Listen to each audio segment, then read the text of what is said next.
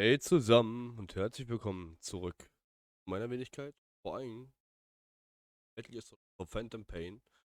Wir sind höchstwahrscheinlich heute das letzte Mal am Streamen, dem Game.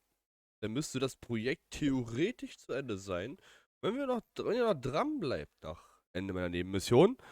Und diese schaffen sollte heute komplett. Jedenfalls mit den Nebenmissionen. Denn gibt es noch ein kleines Extra. Wir reacten zusammen auf ein Video zu diesem Game. Aber nur gucken, ob die Zeit heute reicht. Und einen wunderschönen guten Abend, Loki. Grüß dich, na? Und ja, im letzten Part haben wir das grande Finale der Story mitbekommen. Wir wissen jetzt, wer unser Big Boss ist. Beziehungsweise Big Boss ist nichts weiter als ein Fake Big Boss. Angeheuert vom Big Boss. Und er selber wusste das noch nicht mal. Richtig krasse Geschichte, Leute. Also ich habe zum Finale letzte Mal richtig oft den Mund offen gehabt. Moment, aber ich glaube, stellen wie alles schräg.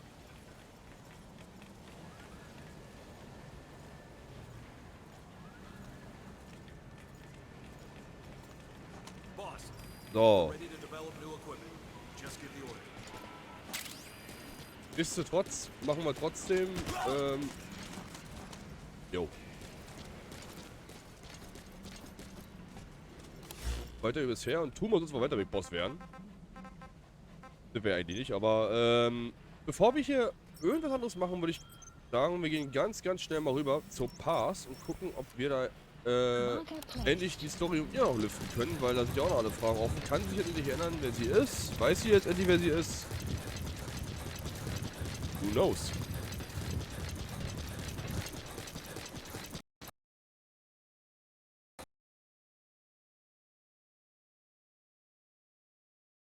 Na, jetzt musst du zum Ende aber die abkacken, Spiel. Was soll das denn jetzt hier?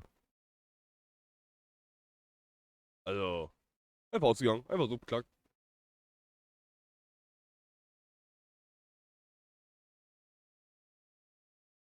So, und sollten wir Metal Gear Solid 5 The Phantom Pain beenden, heute, kann es sein, dass wir morgen schon mit Death Stranding anfangen. Ich will es noch nicht versprechen, aber es kann sein. Ja.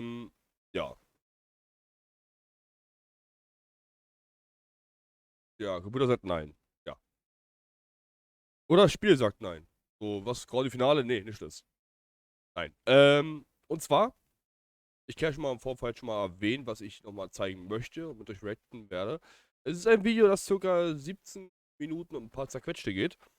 Und handelt von dem Cut-Content, der nie, wiederholend nie erschienen ist in diesem Game. Ich habe ja schon mehrmals erwähnt gehabt, dass das Spiel unfällig erschienen ist, leider. Und 30% vom Finale entfernt wurde. Und diese 30% hat ein Mitarbeiter von Konami öffentlich geleakt mit ein paar Audio-Files, ein paar Video-Files, die nicht fertig sind, um Gottes Willen, aber dazu dann mehr. Und das gibt doch mal einen riesigen Aha-Effekt bezüglich auf Liquid. Aber dazu dann mehr, wenn wir heute was sein sollten. Sollten wir das Projekt heute nicht beenden, dann machen wir es im nächsten Mal. Deswegen zwischen Titel, da steht ja dann Fragezeichen Finale. Wir wissen es noch nicht. Finale wird. Bleibt zu warten. Ja, wie geht's dir, Loki, Mann? Schön, hast du frei eigentlich? Und zum Thema Arc. Weil ja doch jetzt ein kleiner Arc kommt und allgemein. Arc würde ich erstmal sagen, ist erstmal pausiert. Weil, ja, die Schwangerschaft so weit fortgeschritten ist, dass der Arzt selber hält einen Termin fest. Ich glaube nicht mehr dran und viele Leute, die ebenfalls Kinder auf die Welt gebracht haben, sagen, na, das wird deutlich früher und nur wenn ich Solo streame, kann ich sagen, okay, alles klar, mit der ich was nicht.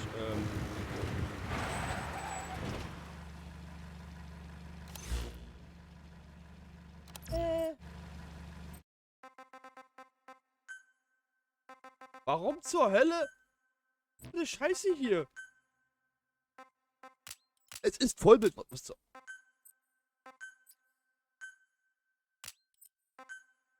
Mein Spiel macht sich gerade selbstständig, glaube ich, Lul.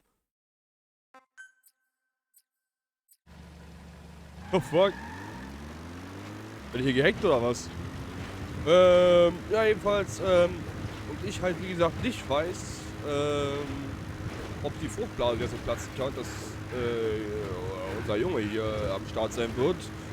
Gehen wir lieber auf Nummer sicher und sagen, ey, wir machen erstmal mit Arc Pausierung auf erstmal unbestimmte Zeit. Es wird fortgesetzt, definitiv. Ja, und ich werde über die Zeit finden, fortsetzen zu können.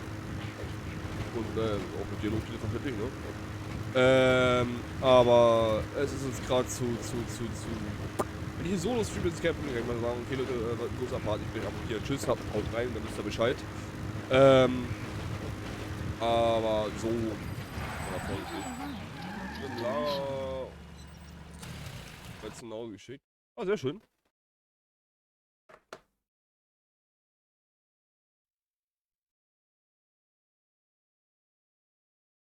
Mein Pad hört nicht mehr auf zu vibrieren. What the fuck ist mit dem Game los?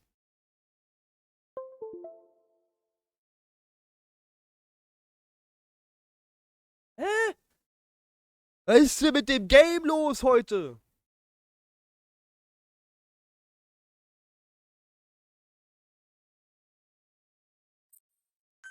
Ist hört nicht auf zu vibrieren, Leute.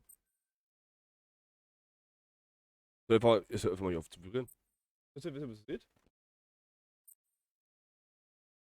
Sehr schlecht. The fuck? Was ist denn mit dem PC gerade nicht richtig? Ja, ist gerade eine schöne Massage am Handgelenk, keine Frage, aber ey,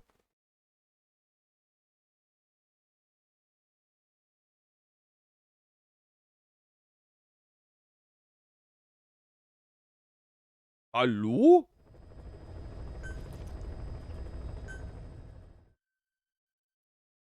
Können wir jetzt endlich mal zu Pass spielen oder was ist los hier? Was ist denn hier? Mal, also, seit 8 Minuten, ging ich jedes Mal vom Absturz hier hin und her, also irgendwie.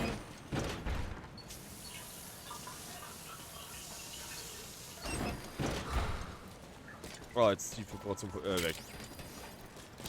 So. Kann jetzt endlich mal zum Pass hier oder was?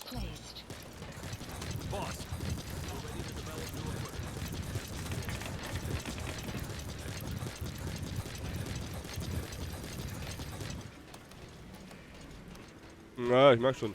Ist da mal der Wurm drin? Ich habe leider in den Stream nicht reingucken können, weil gestern habe ich mit Jari einen Spalten gemacht gehabt. Und wir haben uns sehr spät erst mitbekommen, dass du gestreamt hast. Und immer ist halt auch weg gewesen. Also hätten wir gestern gestreamt, hätten wir uns echt in den Arsch gebissen, weil das Gefühl, also damit abgeschnitten gestern bei uns.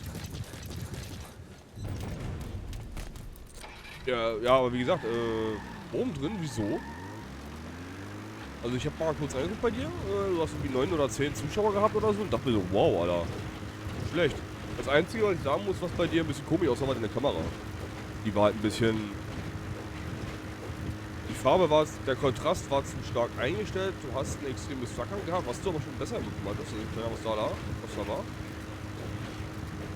Ich vermute mit dem Licht, was... War nicht ein Auto oder vielleicht der Warmwert wieder. Ach so. Hast du jetzt eigentlich auch die gleichen Lampen besorgt wie ich, oder,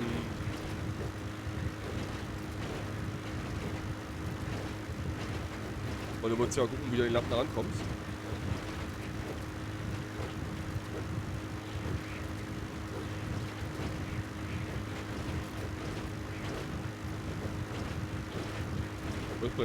Oh. Okay.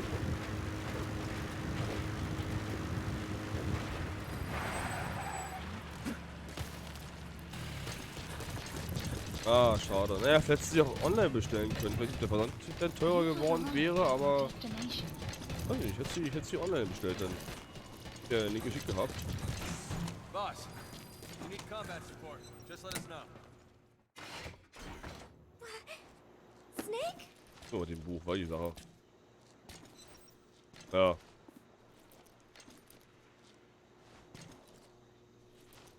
Bindungen werden neu? Thank you. Also sobald du die Zähne umstellst, Okay, Snake? bricht die Verbindung kurz ab und ist wieder da, oder wie? Darf ich das verstehen? So heftig.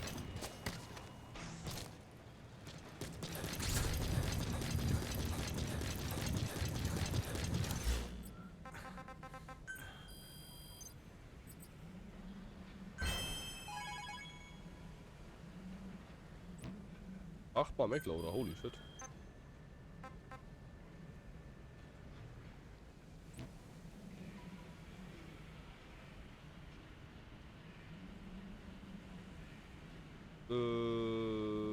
Nee.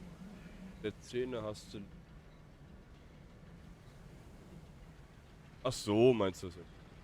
Die Quellen quasi, die du angibst. Please landing zone Roger. confirmed. This is B-Quad. Arriving shortly at LZ.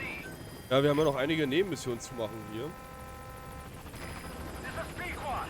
On station at LZ. Die Minenräumung, den also ganzen Kram. Ja. Boah, was? Boah, nee, Alter, eine 10-Euro-Lampe, nee. Da kannst du gleich ein paar Studiolampen kaufen von Amazon direkt. Du wärst in Bilder gekommen wahrscheinlich. Boah, ist das Paket von Deutschland nach Österreich so krass teuer, ja? Alter.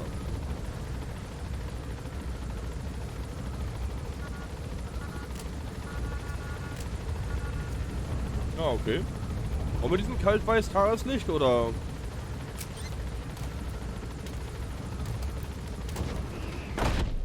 Aber wie gesagt, du musst den Kaltweißwert dann neu anpassen. Ne? Ich habe jetzt zum Beispiel auch eine 5500K Tageslichtlampen und ich habe meinen Wert auch auf 5500K eingestellt. Das jetzt auch relativ authentisch aussieht bei mir.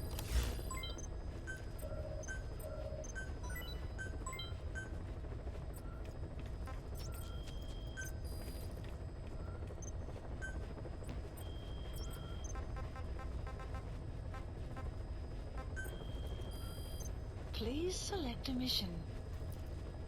Ah, okay. Aber wenn es so ist, das passt ja auch. Der passt ja auch. Unit dispatched.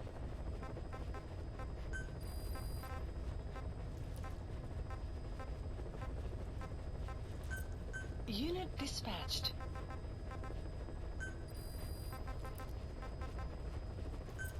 Unit dispatched.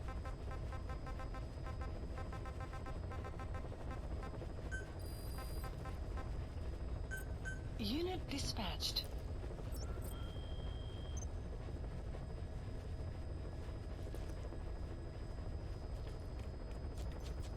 Ja, okay. Ja, generell, du hast ein Flackern um dich rum gehabt. Dann guck dir mal meine Cam. Nee, im Game war es sauber. Nee, ich rede jetzt von dir, von der Cam. Sahst du gestern ziemlich merkwürdig aus. Halt einen extrem hohen Kontrast Please gehabt. select a landing Ach, to wirklich einen harten Afghanistan. Kontrast. Also schwarz war wirklich schwarz, ja, schön, aber rot war schon so rot, dass man denkt, so alter Falter, ich bin in der Hölle gelandet. Und,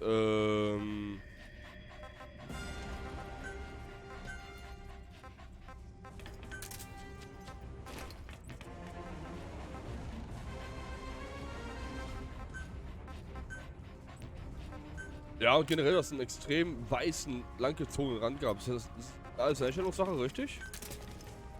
Ah, ich hab auch schon so alter Falter.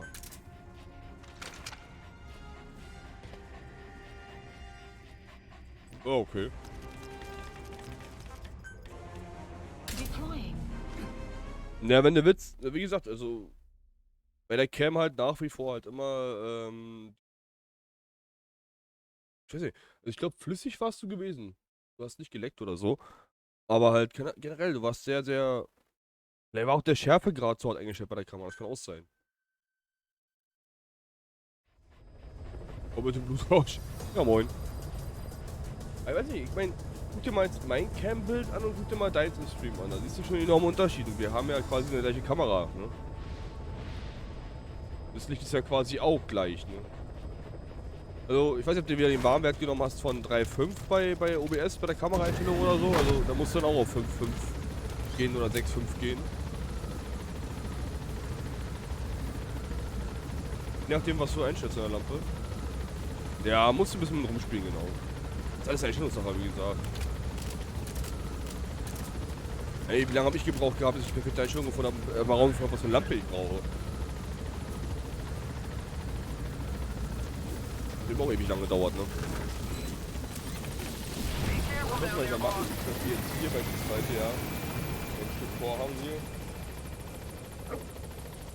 Macken kriege ich auch nicht weg, aber das ist halt so Kleinigkeit.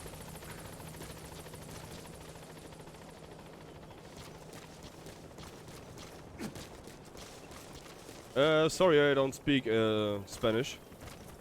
I only speak German or English.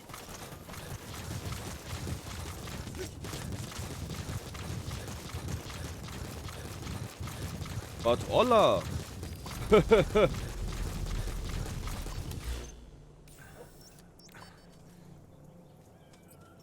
No problem. No problemos. Okay, Nebenmission.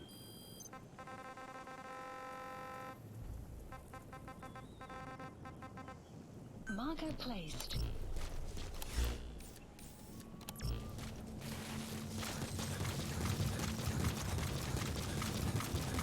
Also ja, jetzt will man live miterleben, wie Tanky jetzt international am Start ist, ne?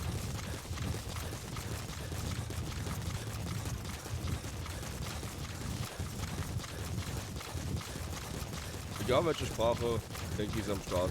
Freut sich mit der ganzen Welt an.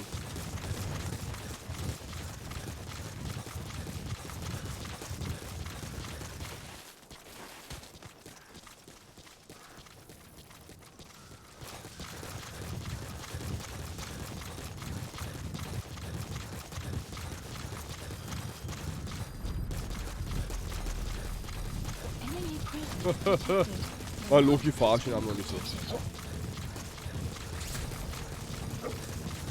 Ich will mir gerade ein paar spanische Freunde ranzuschaffen, ne? Muss ich halt kaputt.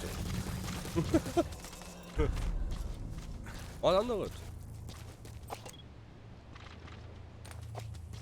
Ach so. Noctao Gas, sind wir ne Orksprache oder was? The map has been updated.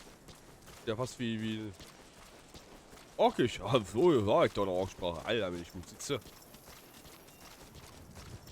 You have arrived at your destination.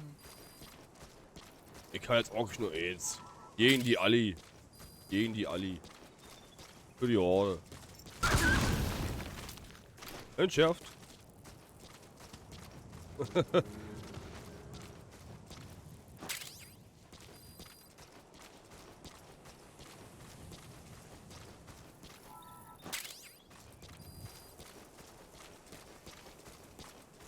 Ich muss mal schmunzeln, das habe ich öfter schon mal im Stream gehabt.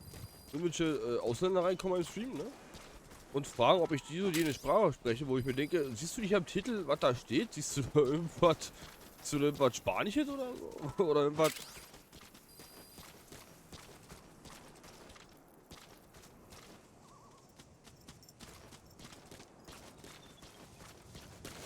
No, I haven't.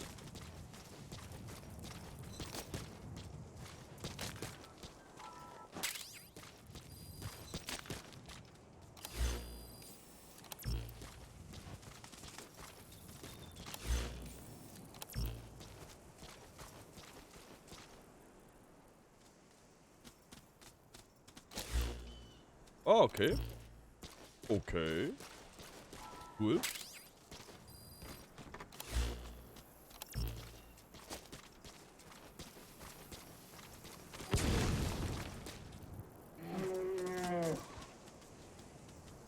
What the fuck?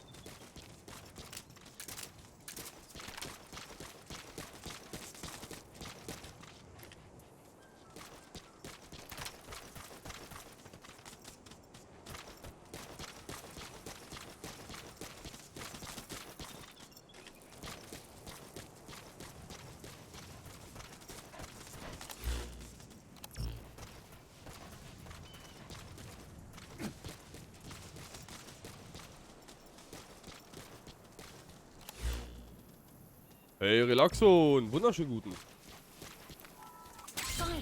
Side ops list updated. Naja, ich denke mal, nutzt Google-Benutzer. Aber ist okay. Ey, ist okay, ne? Weil ich kann mir ja auf Deutsch Benutzer hinschreiben oder auf Englisch hinschreiben. Und dann müsst ihr einfach, sag ich mal, eigentlich versuchen. Oh, ne?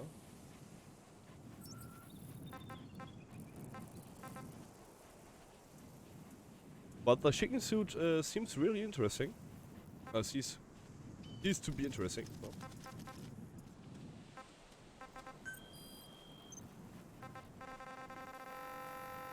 Oh.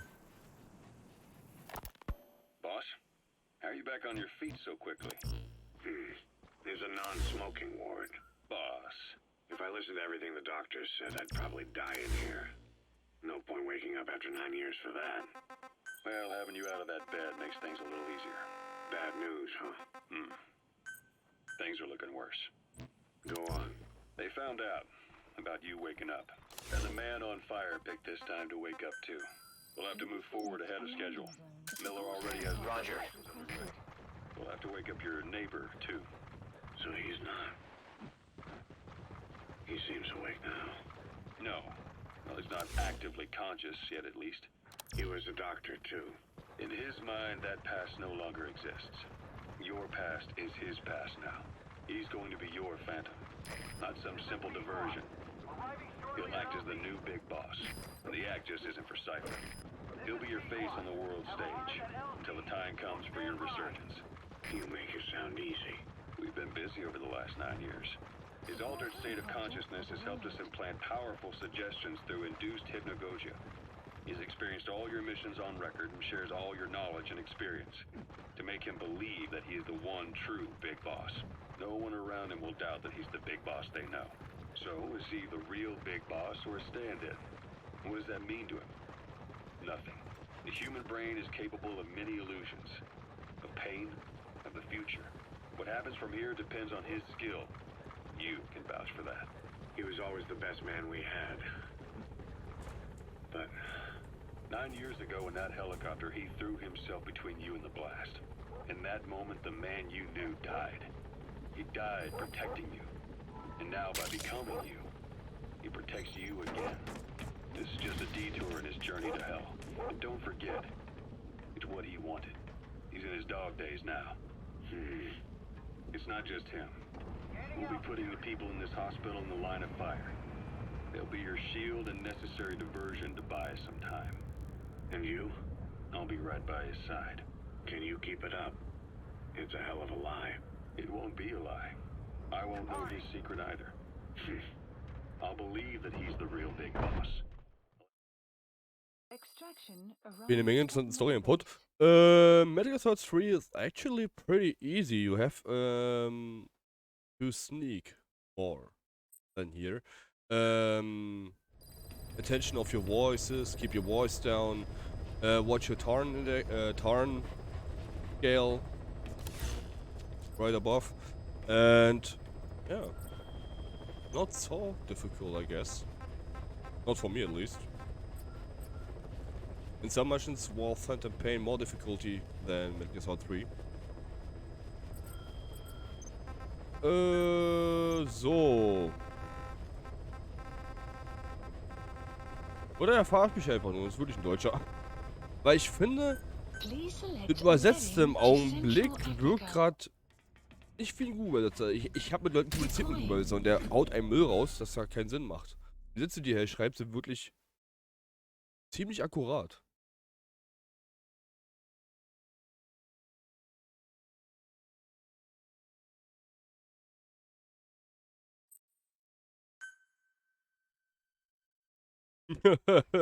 Oh Mann.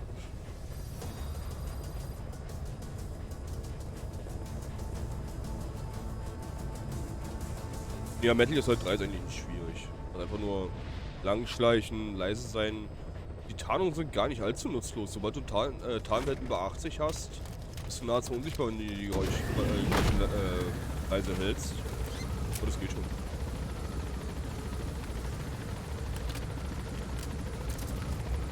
Ich glaube, er meint Tatsache die Hühnerhaube, weil ich habe einen Hühneranzug noch nie von gehört oder gelesen.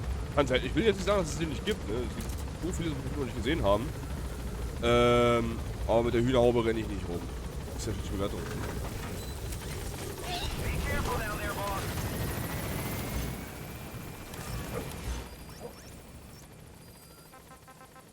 So, So, den Rest kannst du mal anhören. Boss? So, bei 2 Minuten war ich gewesen. No, this is what he wanted. He's in his dog days now. It's not just him. We'll be putting the people in this hospital in the line of fire. They'll be your shield and necessary diversion to buy us some time. And you? I'll be right by his side. Can you keep it up? It's a hell of a lie. It won't be a lie. I won't know his secret either. I'll believe that he's the real big boss. I'll have no conscious knowledge of you. Where's the lie in that? Self-hypnosis. It's nothing new in my line of work. Manipulating memories, the past. But that's not all. When the time is right, I need to remember that you're the real boss.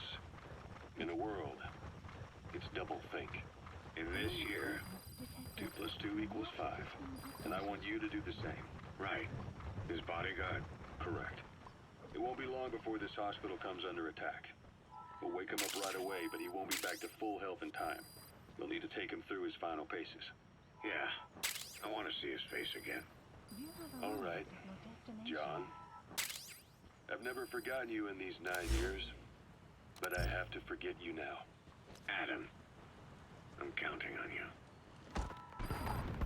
Oh, wie süß. About the 1972 project. Les Enfants Terribles. You never did like the French.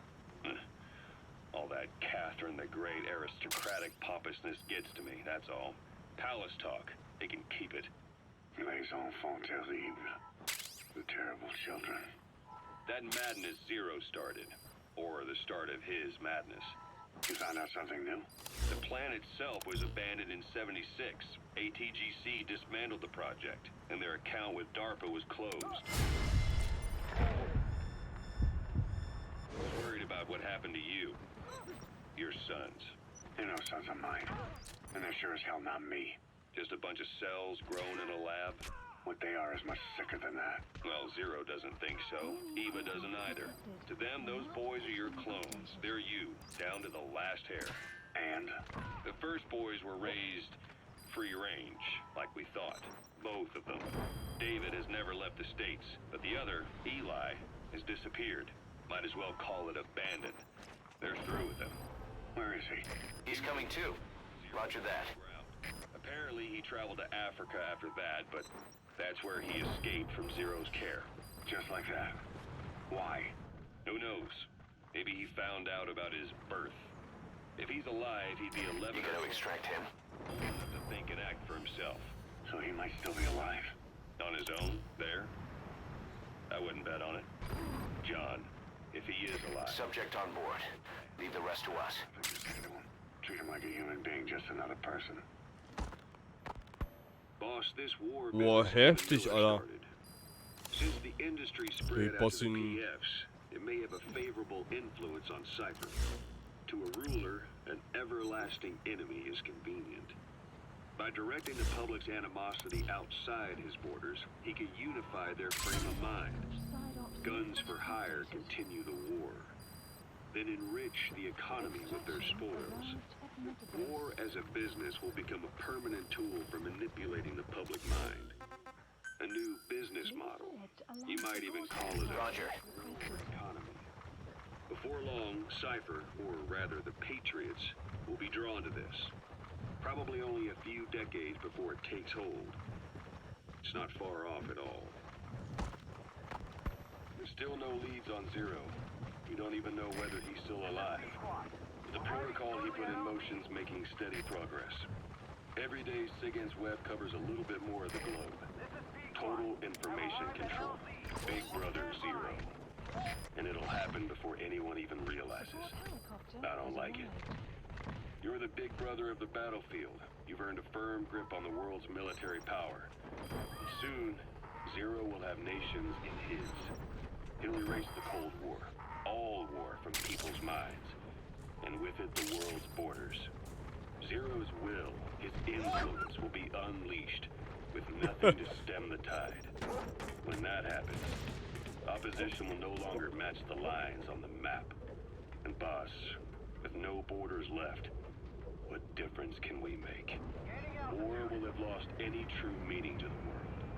Just one more gear keeping the wheels of economy turning. Another product bearing down the capitalist conveyor belt. The future your friend Miller wanted. That's all there is in store. Perhaps it's already too late.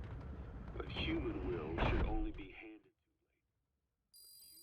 Extraction arrived at Mother Base.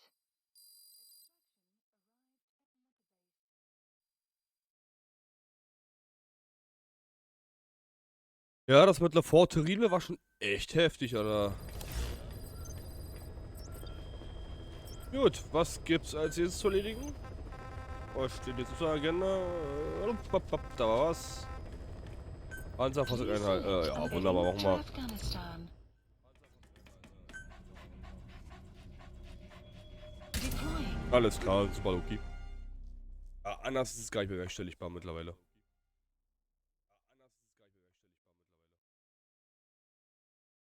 Toll. Ich selber in einem Stream. Ja, moin.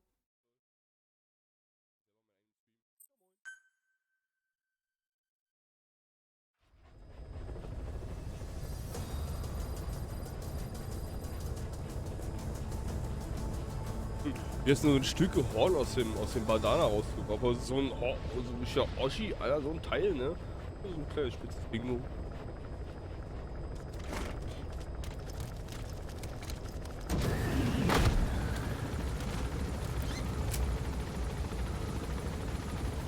Enemy presence Oh, detected. möchten wir das nicht alle? Map has been updated.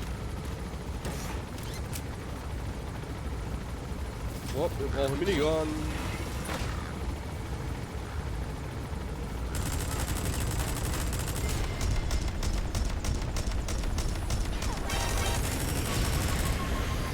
Enemy presence detected. The map has been updated.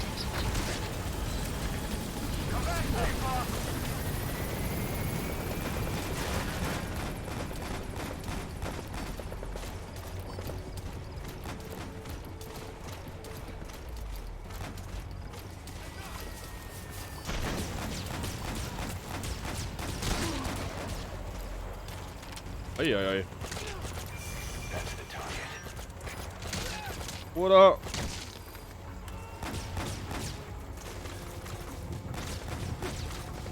Ich muss hier aus dem Hellen raus. Ja, ich penne mich generell mal jetzt so ein bisschen. Das ist ja Kampfzone und wenn wir ein bisschen von hinten flankieren.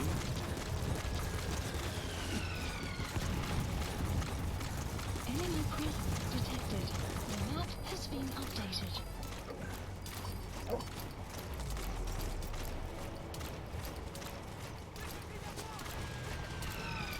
Ne, das war ja keine Lampe, das war so eine Flare, die er nach oben geballert hat.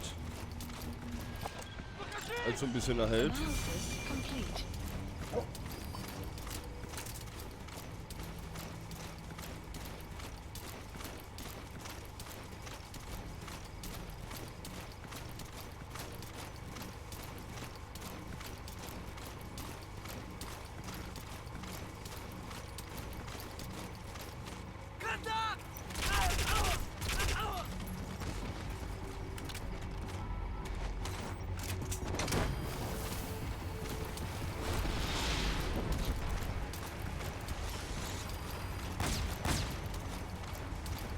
Subject on board. Leave the rest to us.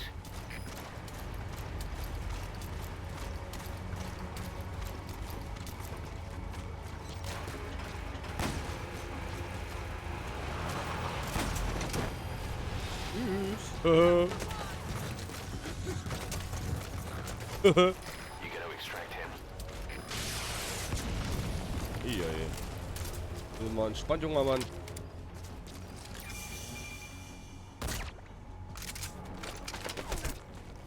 Enemy presence detected. The map has been updated. Mal durch den Schlitz.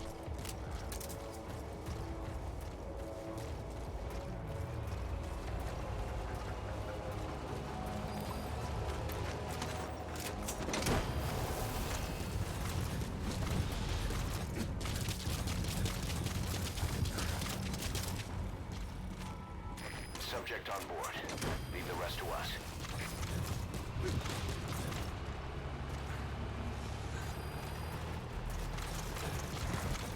He's coming too.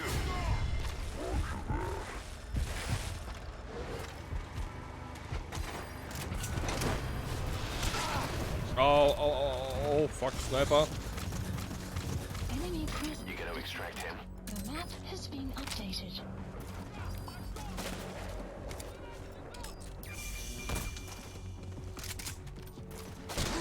Eieiei. Ui, im Puff. Sun will rise momentarily. So. Sehr fein. Please select a support helicopter Roger. if requested.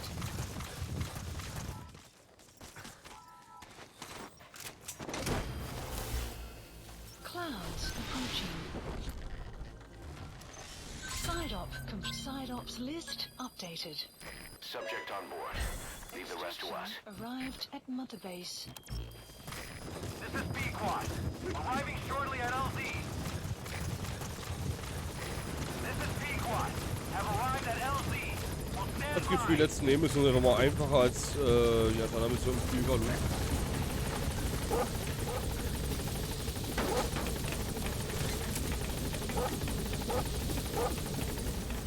Oh, den Rest Kassetten müssen wir uns anhören.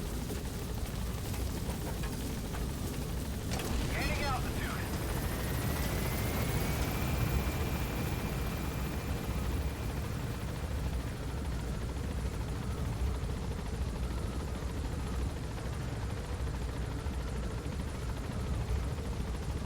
Departing.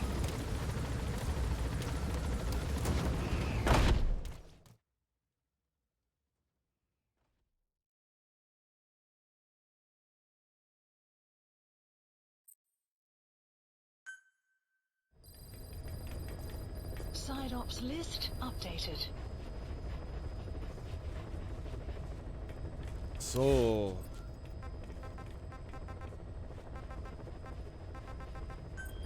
Wollen wir noch machen?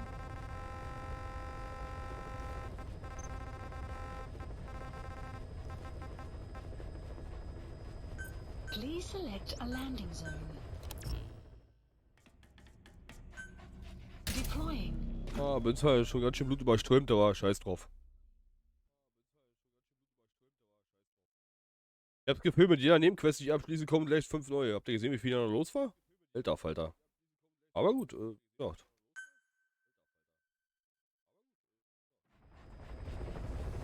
Wir machen, was wir können.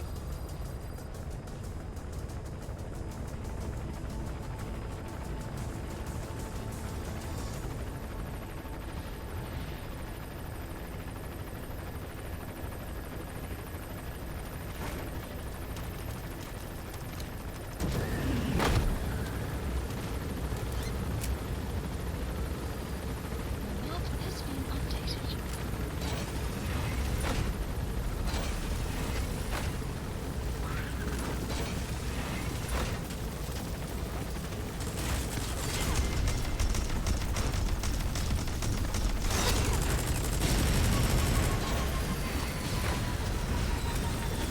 Come back safe, boss.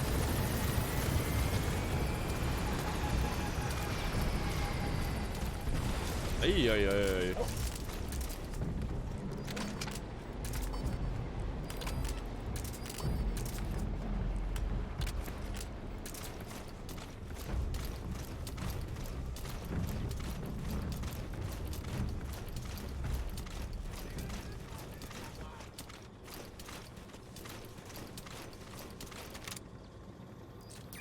That's the target.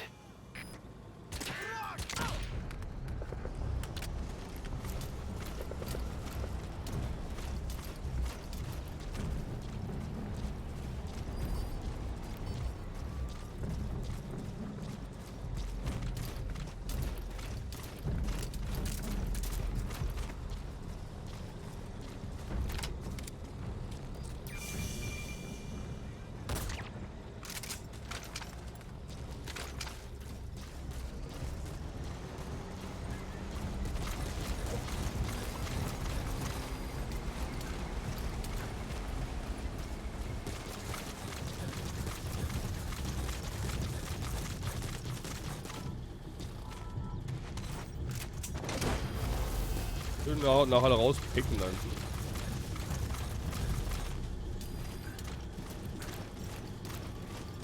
Subject on board. Leave the rest to us.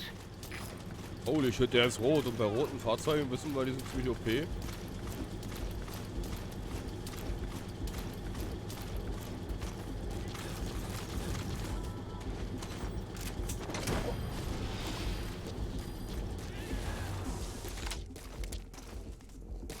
He's coming too. Roger that.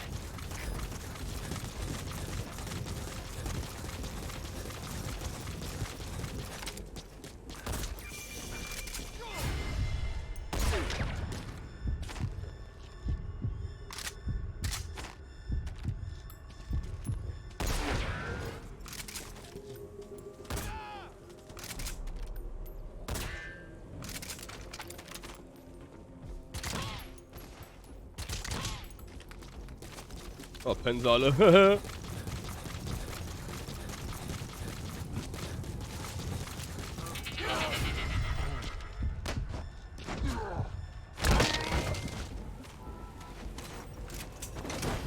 So, easy.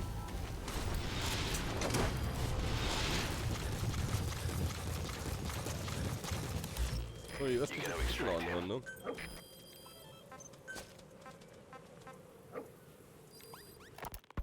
Still no leads on Zero. We don't even know whether he's still alive. But the protocol he put in motion's making steady progress. Every day, SIGINT's web covers a little bit more of the globe. Total information control.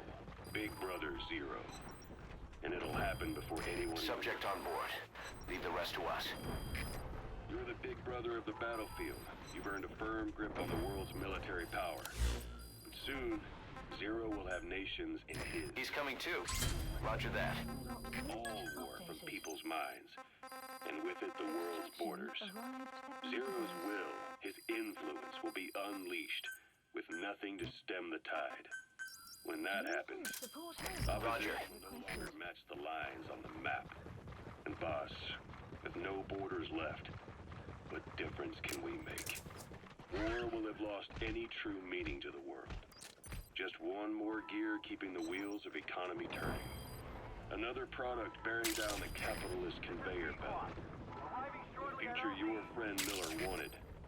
That's all there is in store. Perhaps it's already too late. But human will should only be handed down and nurtured by human hands.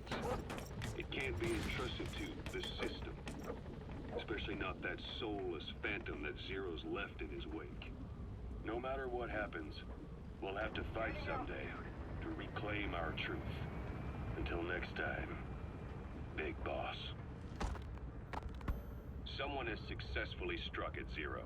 Since Zero's using a private network, we get information, but we have no way to trace his location. That means the details are still fuzzy at this point, but apparently some...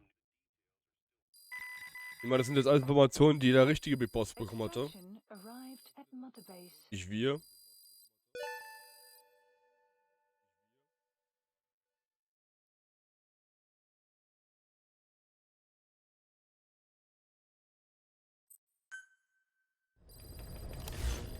Side ops list updated.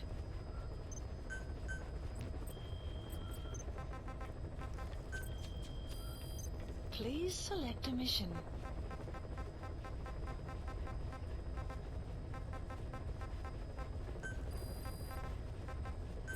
Unit dispatched.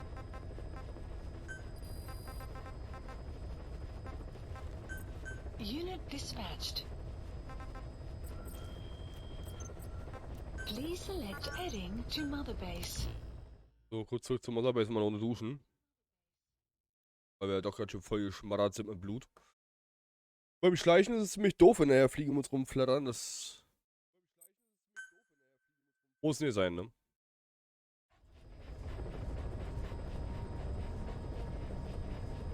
Müssen ja sauber zur Arbeit erscheinen.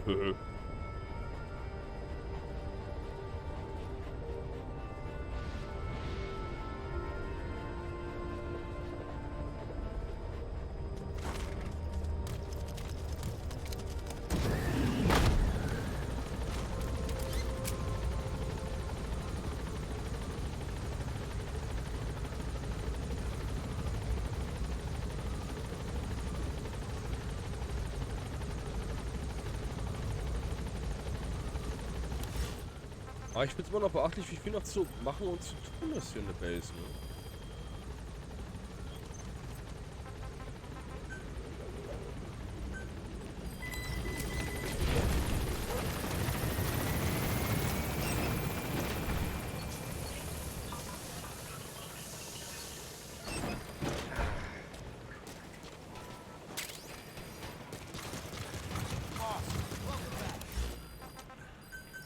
Please landing zone Roger. confirmed.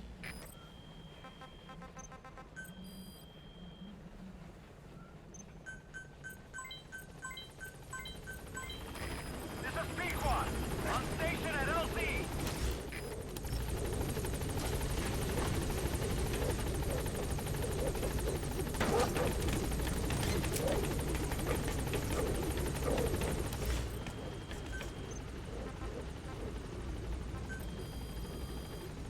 Gaining altitude. Please specify project.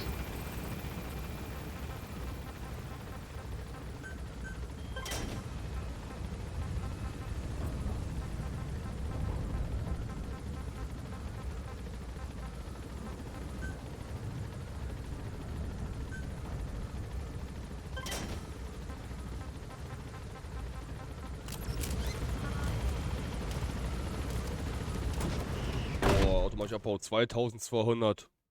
Nicht übel die Anzahl.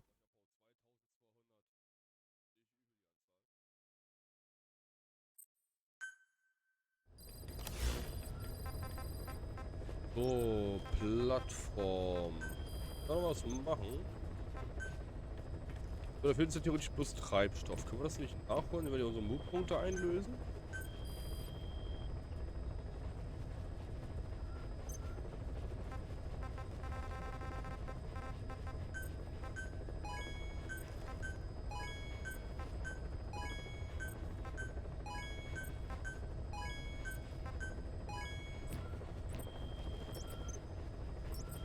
Jetzt müsste das theoretisch reichen.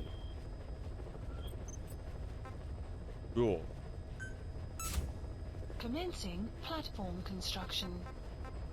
Ja, total pleite.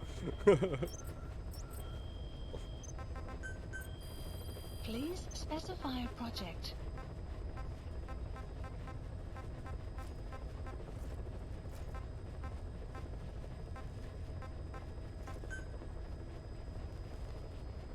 Ja, mir wurde ja mal die Killer Bee empfohlen, leveln wir die mal.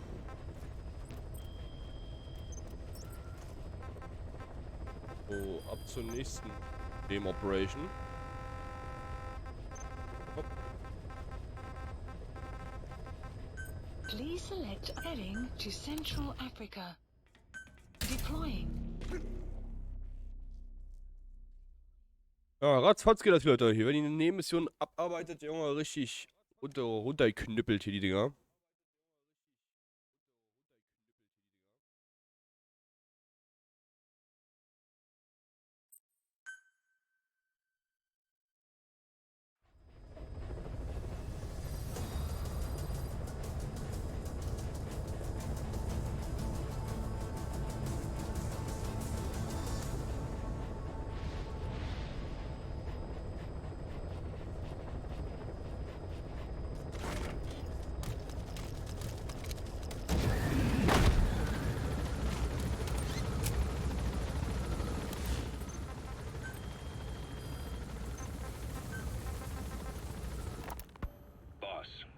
It was Anderson after all.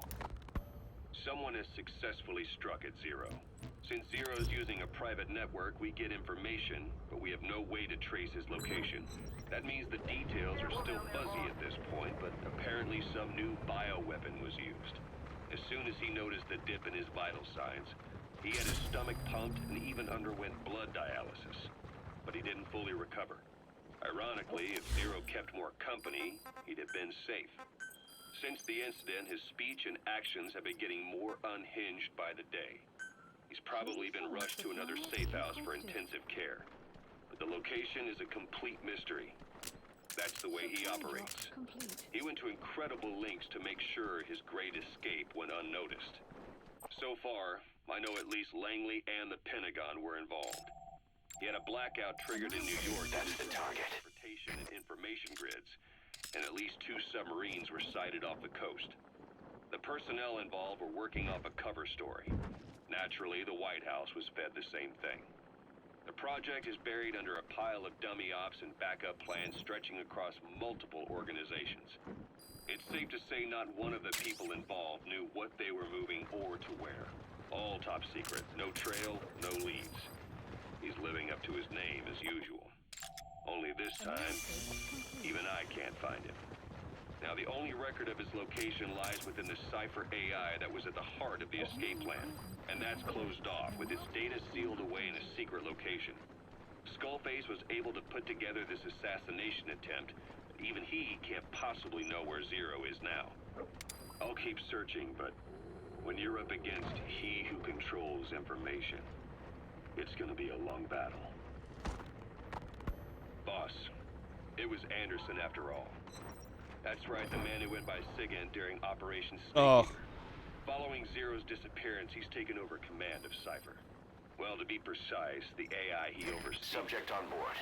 Leave the rest to us. Have an AI act for Zero came about in '74, when the data from the mammal pod penetrated NORAD. Clearly, an AI couldn't be allowed to make its own decisions. So they would take away its ability to act, and instead, create a specialized system in which the AI, bound by specific rules, filters the massive amounts of data it collects before passing it on to people, subtly guiding their decision-making. A system of the people. He's coming too. The people. Roger that. For the people. So they began researching how to do it. DARPA apparently brought Strangelove on board to head it up. She was forced out after a certain incident. The direction of the project and any trace of her existence was scrubbed after her departure. Before Zero lost consciousness as his condition worsened, he left instructions for Anderson. Through a cutout, of course. Zero went out of his way to hide your location in order to keep you safe. This meant sacrificing his own protection. It was the only way to ensure you could stand alone as your own man. Here I am.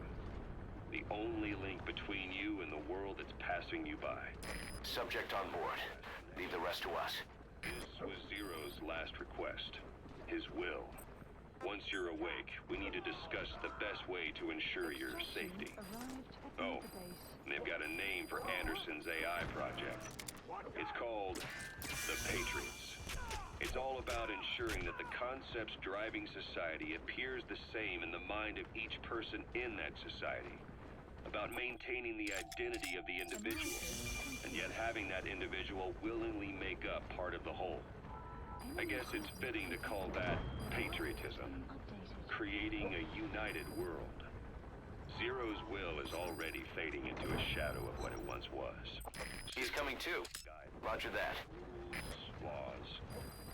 When you take a mentality and fix it in a solid shape, put it out there in the hands of people, it can only begin to decay. No mentality can last forever. When the body dies, the will dies with it.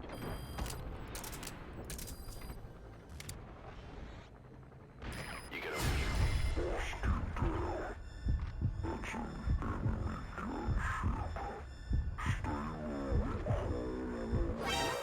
That should enable you to sneak past enemies.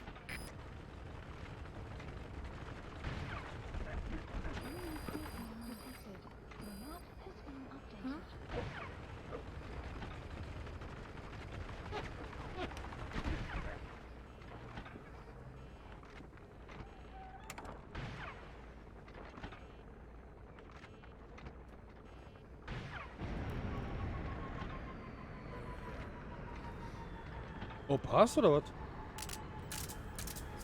Ja, krass.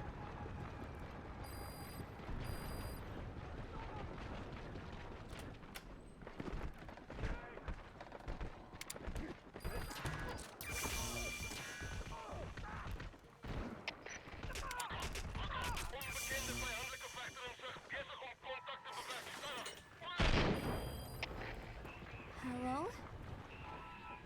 Not there. He's coming too. Roger that. Thank you for coming. Please. Extraction You're... arrived at Mother Base. Is it that odd? I suppose the cuffs have gotten a bit loose. Although, truth be told, I have been spending more time in pajamas as of late. No, nothing. The tie, perhaps. Not the most fashionable pattern, I admit. No, it is very nice. How sweet. Will you take a little brandy? You're hardly underage, after all. No, thank you. Please, sit.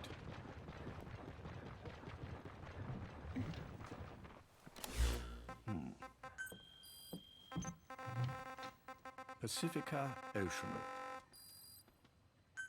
What? Ah, a zero. yes. You've already begun. Not bad.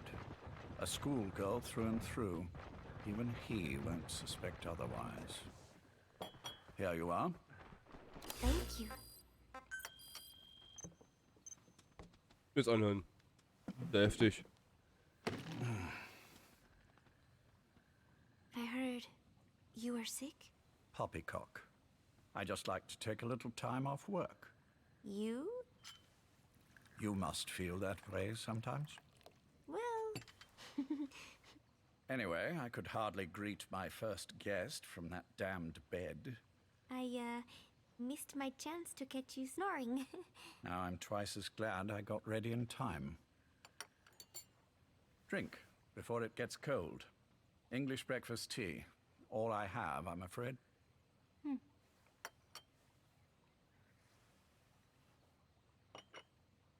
There were 8 candidates before you, meaning you will be the 9th Paz Ortega Andrade. What happened to the others? They're in the next room. They've been taking it easy these past few months. They... Do you see any windows here? No? I've gotten used to it, this life. I am who I am, after all, and I've had my fill of cursing this bloody dungeon. Excuse me. But I can't help sometimes wishing I could see the stars. What should I do? Well, you could go outside, go up to the roof, wait for the clouds to pass. You would have a view of Manhattan, and a pretty one too.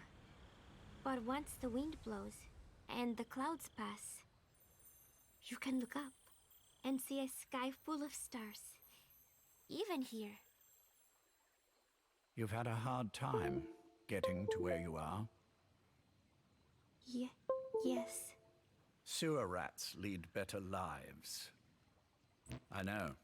Extreme training, starvation, days spent without sleep, abandoned, hurt, and all but killed in every way imaginable. Some of your compatriots died, others betrayed you, left you for dead, and you did the same to them. But through it all, you survived, and you alone made it here. Just look at you. I can see everything you've been through. Yes. Consider this mission a reward for the mountain you've climbed. Thank you. Yes, well, you know what's next, Yes. and you are prepared. Yes. I believe you. That ever so slight tan, not the type you'd get on the West Coast. If I didn't know better, I'd say you really did grow up around the equator. But it runs deeper than that. One look at you, and I see a wide-eyed student yearning for peace. Born and raised in Central America. I can see it all. How much preparation have you done? A little. You'll be perfect for this, to strike back at Snake. I'll share everything I know about him. But you mustn't forget who you're dealing with. If he were to get the better of you, well, I deeply regret having put you in that position. But beyond that, I'm putting my life in your hands. You can trust me, Cypher. None of my friends call me that. Tea's gone cold. Shall I make some more? I know we are the only ones here. There's no one in the other room. And how do you know that? You said I was your first guest. Oh, I haven't had this much fun in quite a while. All right, then. Cypher's been in hiding. Alter, das ist so heftig, Leute. Überlebt mal. Wir haben gerade Zero gehört, ja. Unser Mentor und Boss aus dem allerersten Metal Gear Universum, also Metal Gear Solid 3, ja. Krass. Aber ich muss sagen, er hat da eine Synchronstimme bekommen. Die ist zwar deutlich älter und geschwächter, ja. Richtig Opa-like. Ist ja auch schon ein alter Sack, ne? War ja schon bei Operation Snake Eater schon ein alter Sack, ne? Aber heftig, oder? Ich bin euch wieder ein gutes zu trinken, ja. Bis gleich.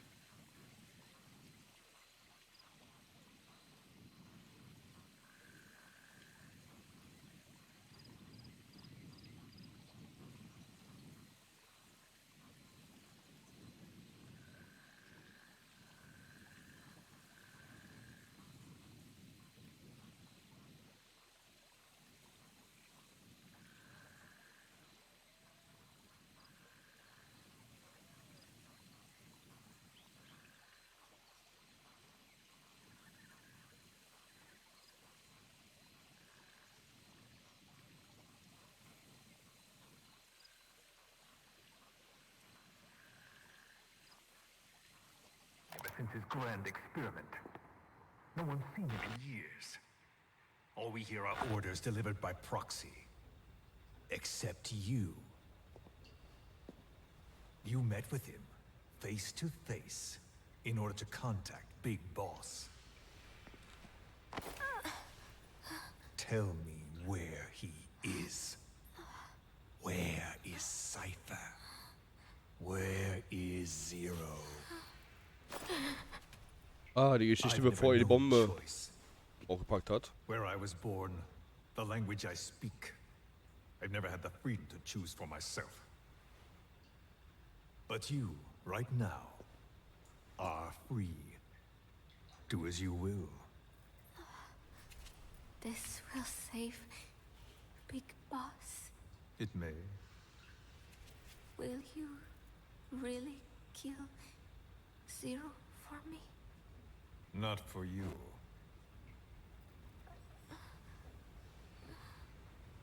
All right. Zero is Ja, wo ist er? Hell's Kitchen, 10th Avenue. In London. He is undergoing treatment there. Not exactly Hyde Park. Die Hell's Kitchen ist doch in Amerika, wa? His medical needs keep him from moving around. That is why he summoned me there.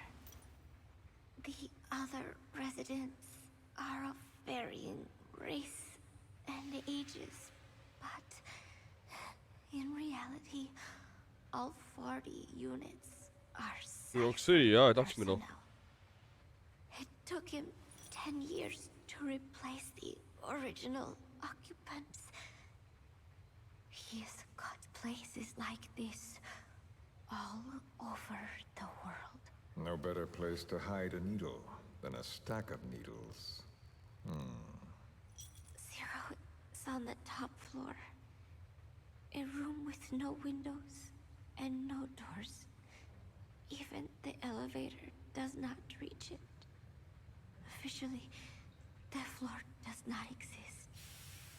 The only access is by a secret staircase 1 floor down.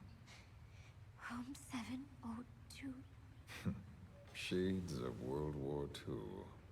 Nobody realizes the entire building is a setup. People go in and Und out, übrigens, wunderschönen guten Abend, Reaper, ne? Sorry fürs nicht begrüßen. but they're all cipher. The building blends right in with the rest of the city. They disseminate rumors that a gang operates out of the building. That keeps most outsiders away.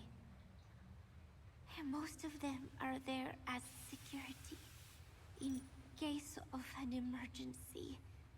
But even they don't know what they're really protecting.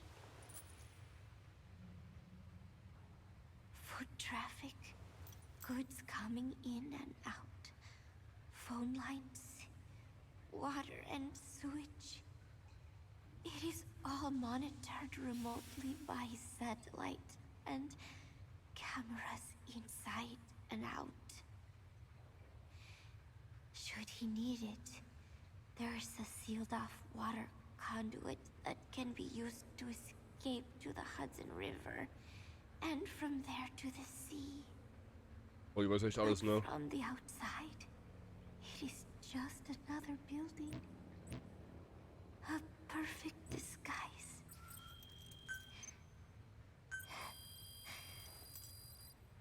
Please specify a project. So the Major believes zero suspicion equals total security. Very bold. It's just the kind of ruse I'd expect from him. So long as no one's suspicions are aroused, you could hide there forever. On the other hand, if someone figures it out, there are dozens of ways in. And he's so paranoid about information slipping out, no one involved has the full picture. That ignorance is a weakness, the downfall of a need-to-know system. The pitfalls are clear. Circumventing them will be simplicity itself.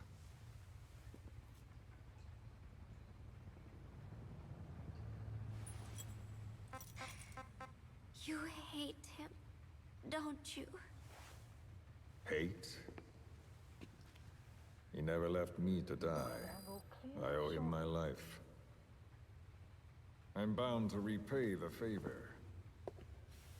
Any way I can. But that's not what you really want to know. What you want to know is, do I hate Big Boss?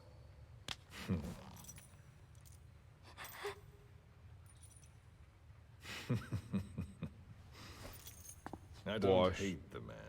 Mag den Synchronsprecher übelst, Junge. I do deserve a little more of his gratitude. But he probably has no idea who I am. So you see, I have no reason to hate him at all.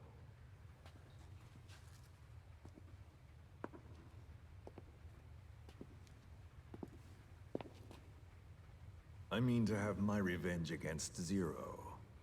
It's not petty hatred or resentment. Nothing so personal. Even the hottest lava eventually cools, becoming a mountain. And that mountain becomes the land. Scalding steam comes back down as rain, forming rivers, draining into the sea. It's then that nature's order sets in.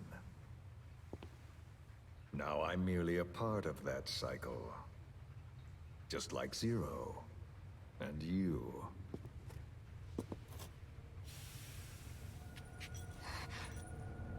And Big Boss.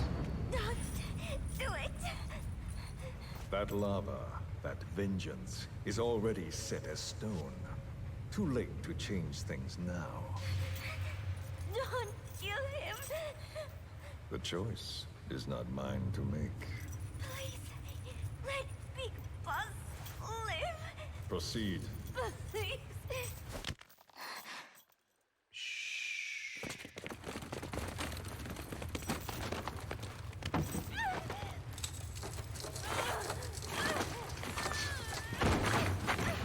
Give her the shot already! Hold her still!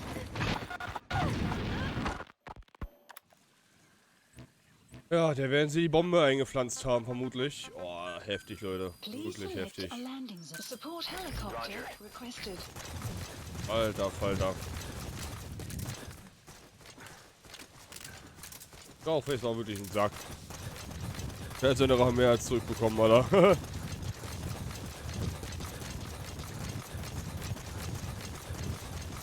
Schade, dass Yui den Abzug abgelöst hatte. Das wird dann machen, dann kein Recht. Denn Yui war im Nachhinein auch nur ein Verräter. This is Pequot. Have a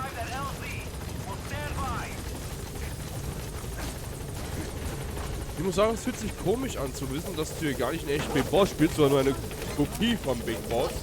Ein Nachahmer. Caution, rain approaching. Aber es ist wieder mal ein typischer Hideo Kojima-Trick. Erinnert ihr euch an Metal Gear Solid 2, wo man anfangs Snake spielt und man dachte so, oh, ist der gute Hauptcharakter? Und dann plötzlich nach, nicht mal schon Spielzeit Ryan auftauchte. Und du das ganze Jahr über Ryan spielst, da hättest du auch gedacht gehabt, so, what the fuck, was ist denn der Scheiß, Alter? Ja. Ich hätte nie mehr gerechnet, dass Hideo Kojima denselben Move zweimal macht, ganz ehrlich. Obwohl ich sagen muss, es ist ja quasi trotzdem irgendwo Big Boss, ne? Er glaubt, er wäre Big Boss, er hat dieselben Fähigkeiten wie Big Boss, weil er von Anfang an eine Gehirnwäsche bekommen hat, er wäre es. Ne? Also, ich glaube der selber dran, dass es wäre. Das ist krass, ne? Side-ops list. Please select heading to Mother Base.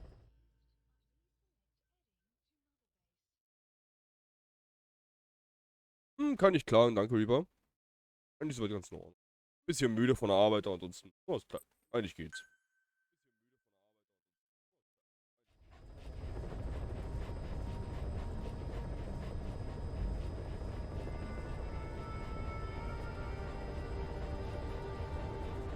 Ich habe deswegen so extra meinen Titel genannt. Ich habe extra als Venom Snake genannt, wie ihn ja auch alle nennen.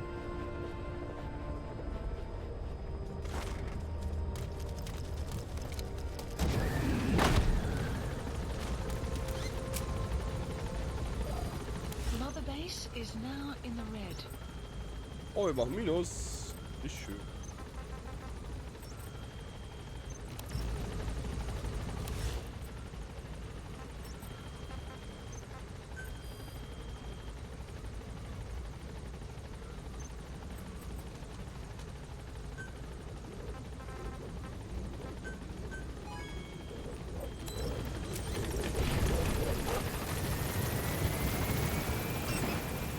Ein bisschen Blut im Wasser. Oh, nicht schlecht.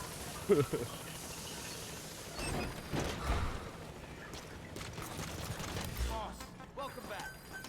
Please landing zone confirmed. Roger.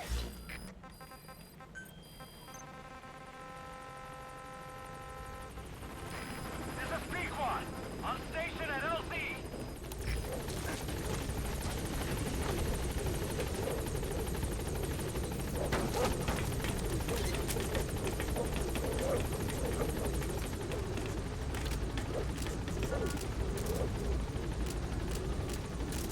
Gaining altitude.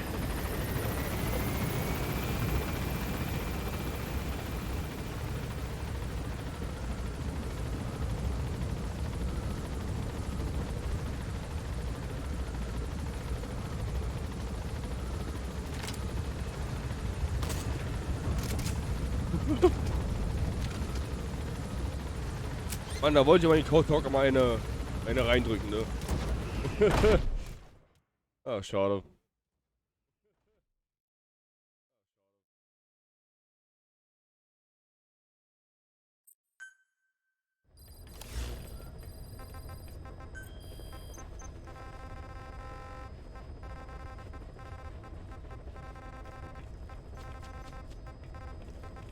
Please select heading to Central Africa. Deploying.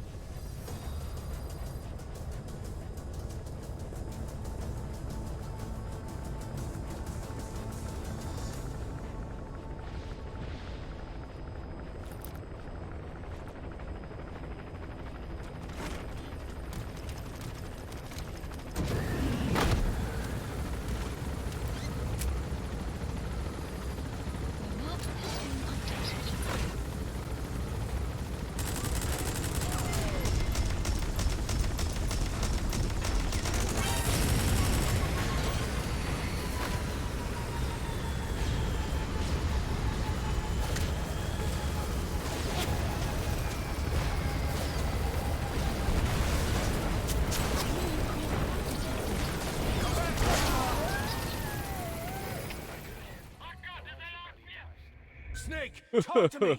Snake! Okay, geiler Spawn. Oh Mann. Für dazu. Ich kann nicht mal richtig landen, Alter. What the fuck?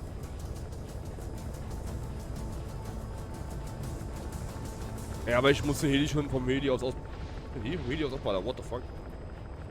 Das Zitat.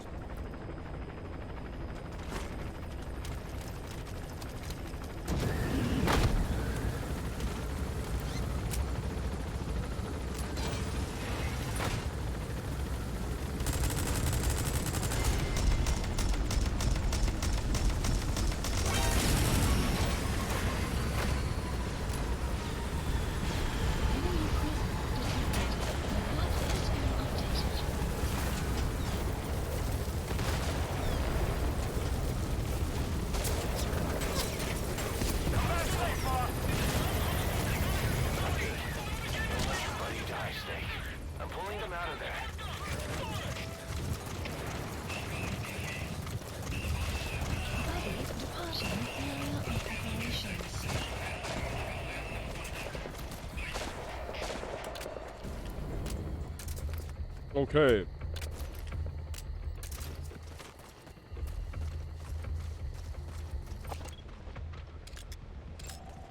Analysis complete. Analysis complete. That's the target.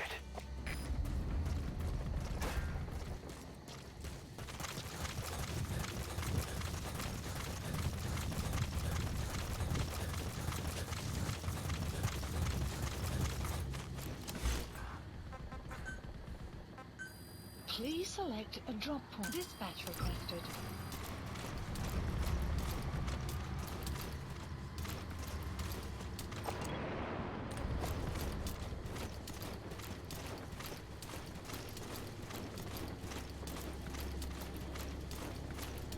Oh Mann, heute wird einfach mal übelst instant wieder weggeballert. Buddy has arrived. The map has been Ist wieder updated. besser, die. Naja.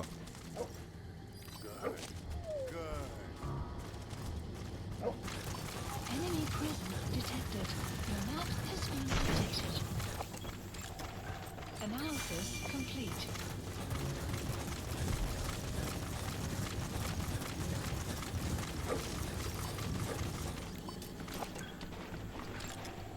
Analysis complete. And clouds approaching. Aha, naja, greifen wir am besten von hier aus an.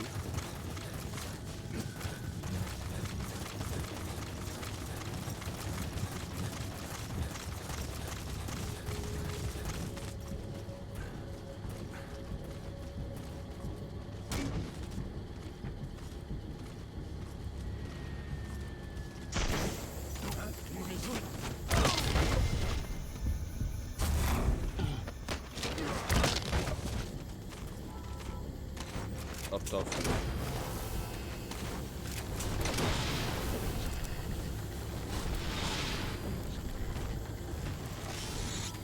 He's coming too. Roger that.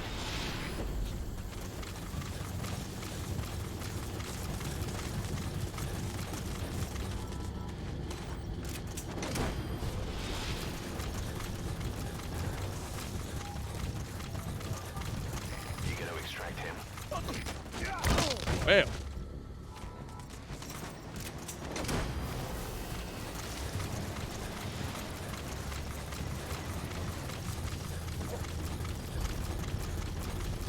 Subject on board.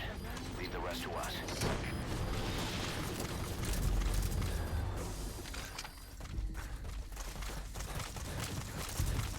Extraction arrived at North.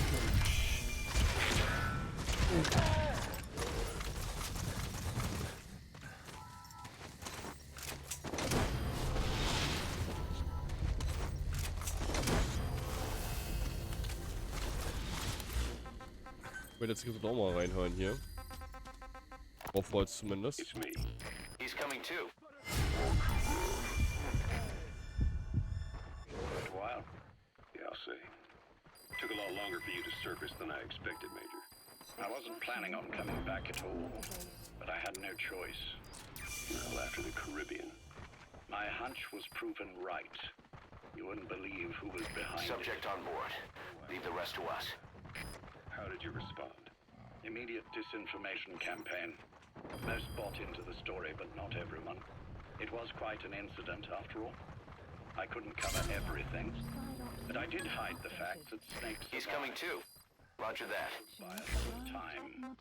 Where is he? En route to an old foxhole of mine. Roger. Base in the British sovereign area of Cyprus.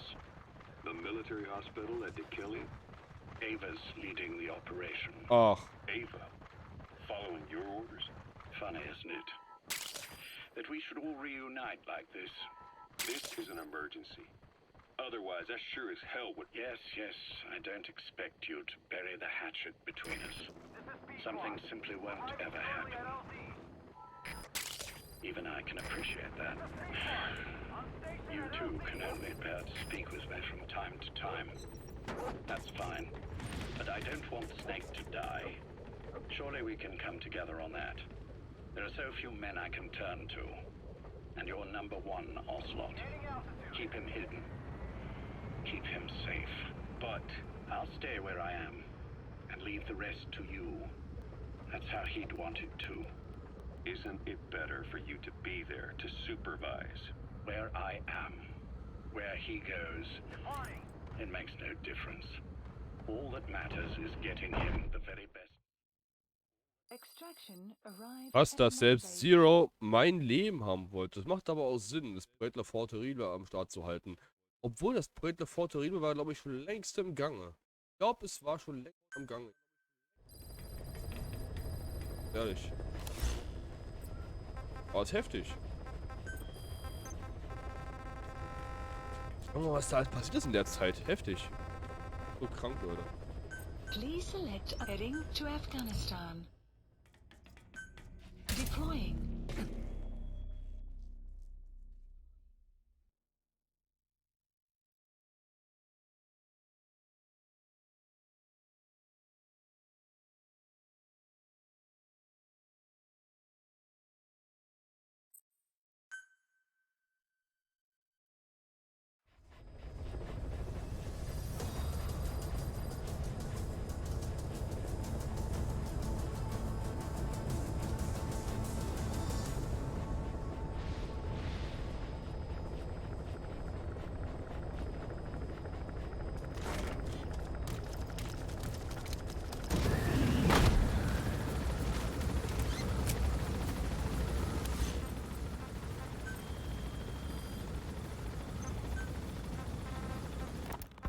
It's me, Ocelot.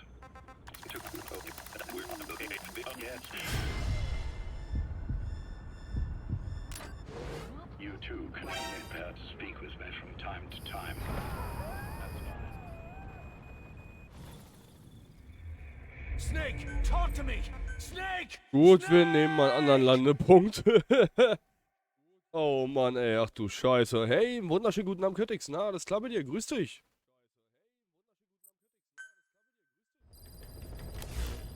Ach, wie geht's dir, Mann?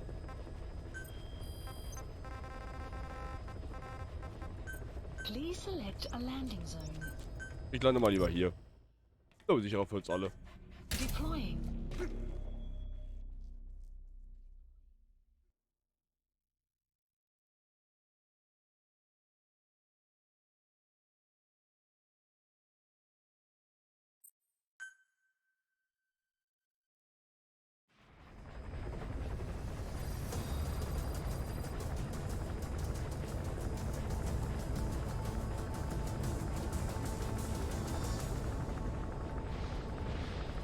Und außerdem möchte ich immer noch das scheiß Gespräch hören. Verdammt nochmal. So viel Story, ich muss es aufsaugen, Leute. The map has been Die Story ist da nicht mehr.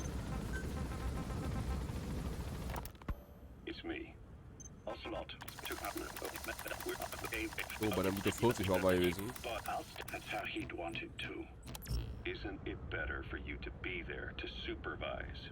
Where I am, Where he goes, it makes no difference. All that matters is getting him the very best treatment and security. The latter being where you come in. Will he wake up? And if so, when? I have absolutely no idea. But as long as his heart is beating, he will keep fighting. So please, watch over him. This location, it's safe? No one will find him. And if they try, I will deal with them. The information must be suppressed. Which is what you do best. Guess you're still at the top of your game, huh? Anything but. I'm sick, Ocelot. Donald's taken over a great deal. He'll be handling this situation from here on as well. Though I wish it weren't so. This will probably be the last time you and I speak. So, you won't say no, will you? I have no choice. Thank you. Save your thanks. Oh ja, moin. One more thing. A proposition. Yes. I've prepared a ruse of sorts. Fuck, sein scheiß Rohr! Oh, ich bin so tot. Like. What is it? You Die haben auch alle eine Sichtweite ist unnormal, ne? Geht schon los, Leute. Geht schon auf die Presse. Und zum 10. Mal. I've absolutely no idea, but as long as it's a plea, This location. no one will. And if they try, the information. Guess you're still at the top of your game. And if it stopped, though I wish it weren't so. This will probably be the last time you and I speak. So, you won't say no, will you?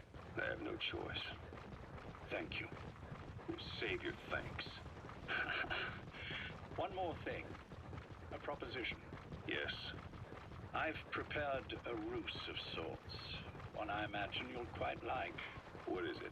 You could say I've made another snake. Major? I'm not talking about the children. A mental copy. His phantom, if you like. I don't understand. You will when you get to Cyprus. I've set the ball in motion, but the rest is in your hands. You're good at this kind of thing. The best. I need you on this. If it's in his best interests. I assure you, it is. Look after Snake. He's the toughest son of a bitch I've ever known. Yes, it's me. You weren't in hospital long. I had trouble finding you. Where is he? Safe. But in the same state as when you last saw him. We've had our misunderstandings, you and I. But as you've made clear, our relationship is strictly business. Therefore, I will limit this conversation to the business at hand. Please understand that I don't dislike you. That's the target. Inherently. Where is Snake? Now, settle down, or I'll have to hang up. And then you never hear from me again. Do you understand?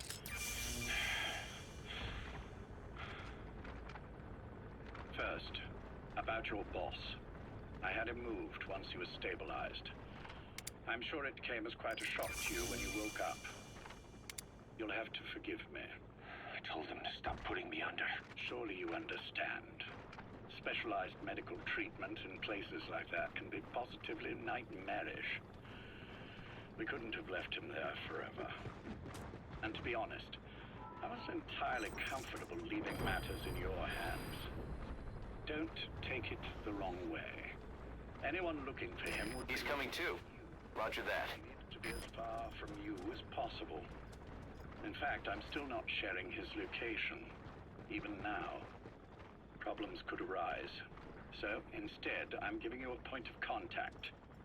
An introduction to a network of messengers who will lead you to a man. A friend to your boss. I'm sure he's mentioned him before. He knows Snake's location. More than You're anyone gonna extract him. I trust him with this sort of thing. Keeping secrets, or men in the dark. He's known Snake quite a while. 10 years longer than you. Kazuhira, I don't care if you don't trust me, but I require your absolute trust in him on this. Snake will be brought back into this world, however long it takes. Understood? The only reason we're having this conversation is because you still have a role to play. Which brings me to... Boss, get down. The enemy sniper. Stay low and crawl along the ground. That should enable you to sneak out.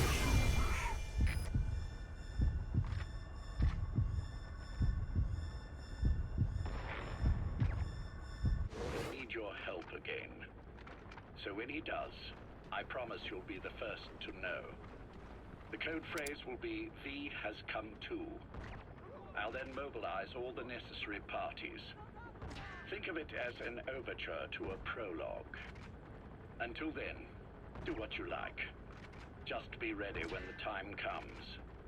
But you don't need me to tell you that, do you? I know it's been hard on you too. But I can't imagine you're willing to just walk away. What are you talking about? If what you're saying is true... Subject on board. Leave the rest to us. Throw it over a branch. What's your play in all this?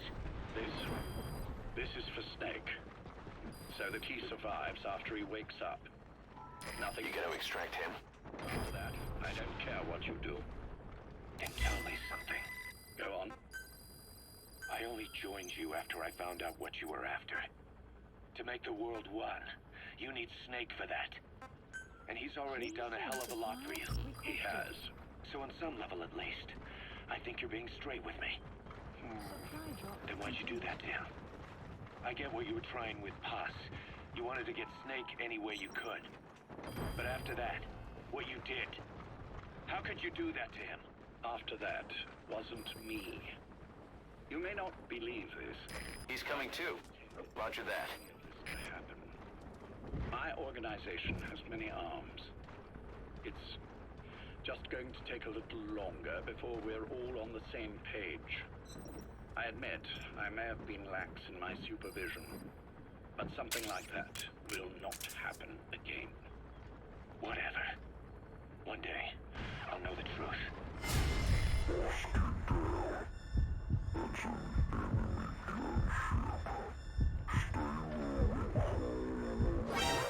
That should enable you to sneak past enemies. This ends with you begging us to put you out of your misery. Is that so? Fantasy can make for a powerful ally. But remember this reality, Kazuhira Miller. Big Boss will wake up. And when he does, be there for him.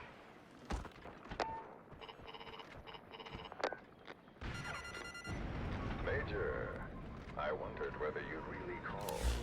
Exer, I presume. Es ist krass, dass Piper, beziehungsweise Zero, nie einen Groll gegen mich hegte.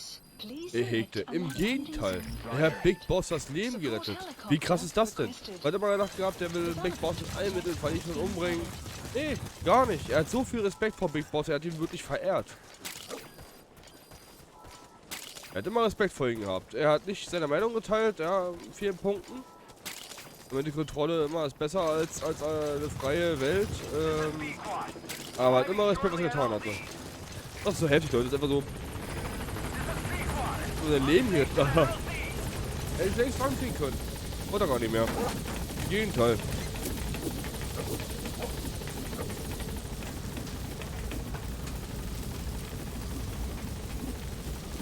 Mit dem ganzen Geld über. Ja, Cypher. Nö. War nicht Cypher. Was glaubt vielleicht von Anfang an.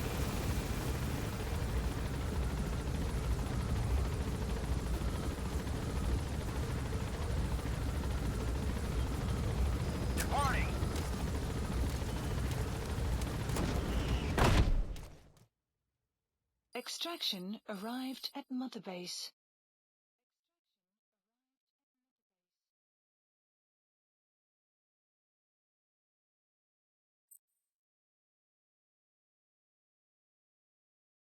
Aber ich find's halt wirklich schade, dass es wirklich kaum Cutscenes in den Game gibt, oder nicht viele, sage ich mal.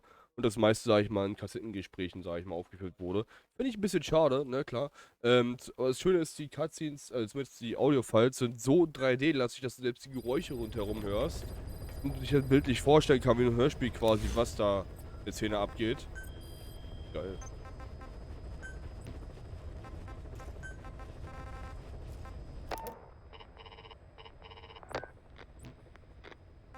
Major, I wondered whether you'd really call. Exer, I presume this was your doing? Do you like my gift? I've been searching a long time for this. It is what you were looking for. Deploying. Ja, ich möchte es gern hören, während ich hier die Mission mache mit den Marionetten. Da muss man sich nicht groß fokussieren, die Typen sind relativ einfach.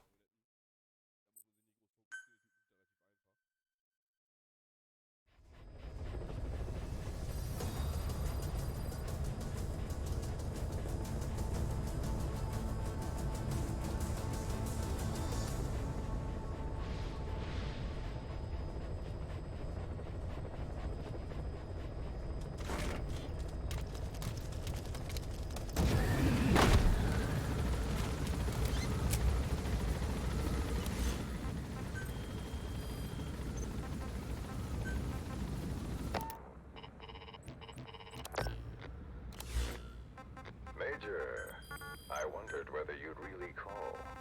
Exer, I presume this was your doing? Do you like my gift? I've been searching a long time for this. It is what you were looking for, yes.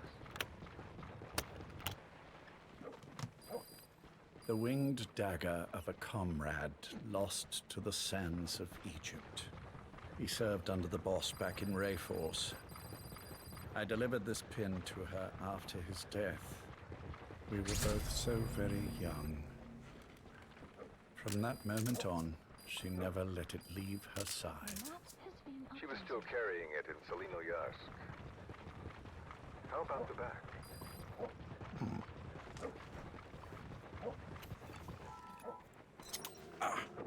Something wrong, Major?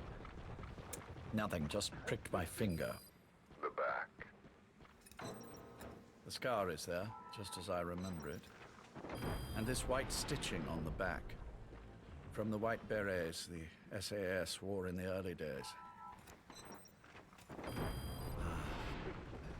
Major? 30th of December, 1941. It's the inscription I made the day he died. Of course.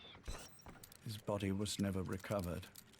This pin badge is the closest thing he has to a gravestone. When I gave it to her, she just kept on running her finger over the inscription. Never again, she uttered, as if reprimanding herself for his death. She pressed hard, embedding the inscription itself into her finger. You see, it's why this spot on the back looks shinier than the rest. He was our brother in arms. So... Yes, it's real. Thank you. There's no doubt about it. Good. Now I have no regrets. What do I... Nothing. Just want to talk for a moment. Very well, then. It's about our man, Major. He's been making some moves. Miller? Yes, I know. Rhodesia, is it? Yes, and up to his old tricks again. No matter. He'll stumble soon. Subject on board. Leave the rest to us. He is under my jurisdiction. And that's what you want to talk about. Not exactly. You see, my being here has made me realize I can still be of use to you. How so? This country is rich with biological resources. Bacteria, nematodes, viruses. I'm sure we can find something here to bring. He's coming too. Roger that. Forget it. The Cleanser Project was just another one of my predecessor's daydreams. And the vocal cord parasites?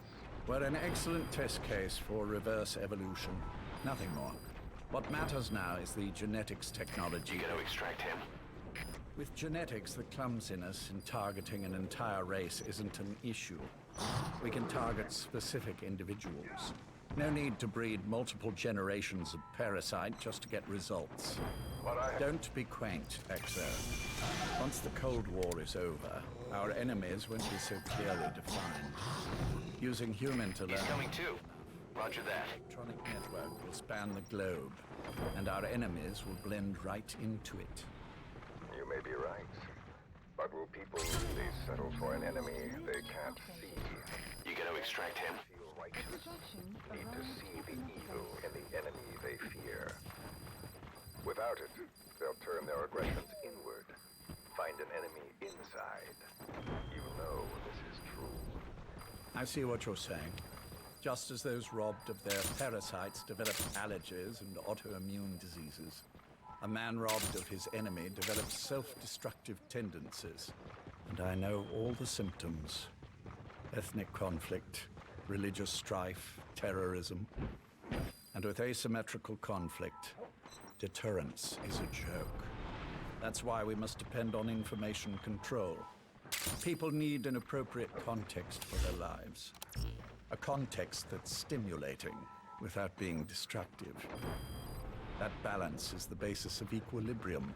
You mean to say people will blindly accept your context without developing any... Roger. If we're to unite the world, literacy must be suppressed. To suppress the information immune system, to borrow your metaphor. Immunity to information. But to ensure there's no allergic reaction, while the immune system fights off parasites and pathogens. It's done, Exo. This world will become one. I have found the way. The world that the boss envisioned will finally become a reality. Race, tribal affiliations, national borders, even our faces will be irrelevant. The nature of communication itself will change, and it will make mankind whole again.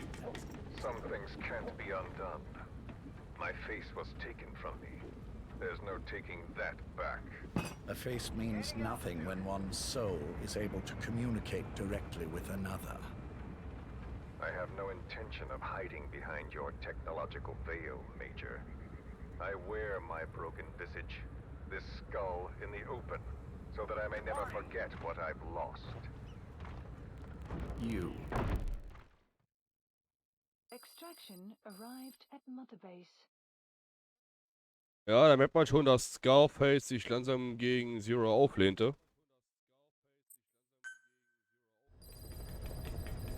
Side-Ops list updated. Ich würde mal interessieren, wer an diese Operation, an diese Geheimdokumente rankam. Wenigstens wie mal sie verkauft werden, ich meine. Please select a landing zone. Deploying. Weil die easy peasy auf dem Tisch landen. Aber vielleicht sind das die Informationen, die ich Boss ran schaffen konnte, während Venom Snake hier, was er jetzt aufbaute. Kann auch sein. Und weil wir beide eins sind, hat er seine Informationen mir zukommen lassen. Das kann natürlich auch sein.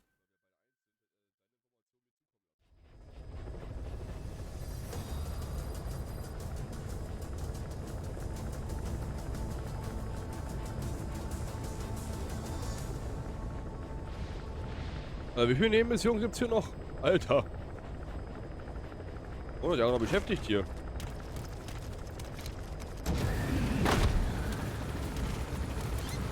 Ja, hoffentlich doch noch nicht ganz der finale Part. The map enemy presence detected. The map has been updated.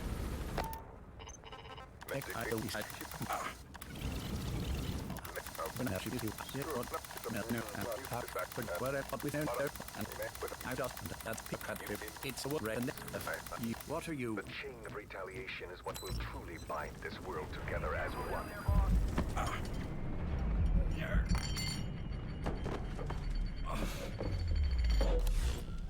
Major? You son of a... The pin. You... Yes, the pin. War er vergiftet?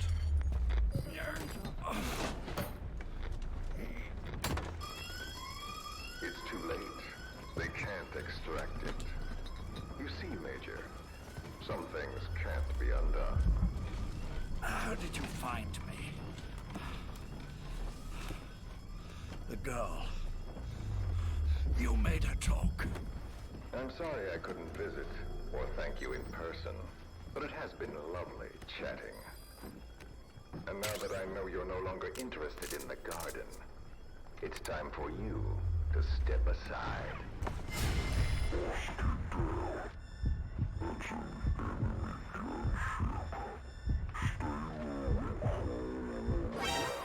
That should enable you to sneak past enemies. Lots to do. So I've left you a little time.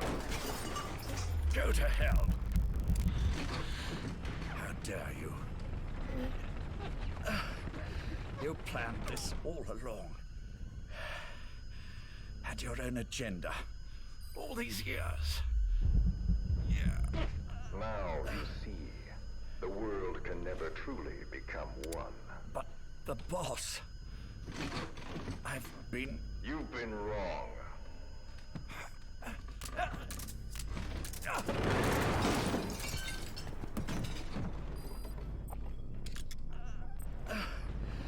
You're no different.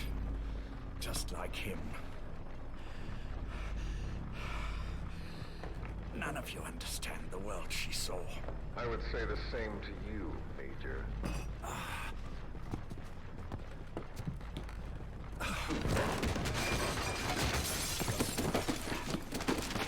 You steal it all away. Everything. The boss said the same thing. Only I understood what she meant. Major, I'll handle the rest. Oh, and one more thing. That pin badge, it was a fake. I held on to the real one. I'll take good care of it. And continue the boss's work.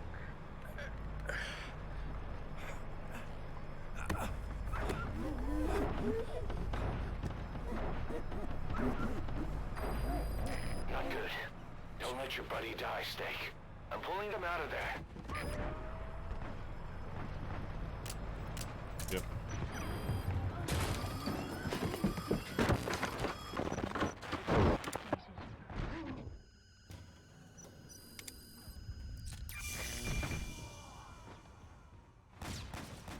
What the fuck, Mann? Warum muss denn der so an Dauer bewegen? Kann er mal still bleiben?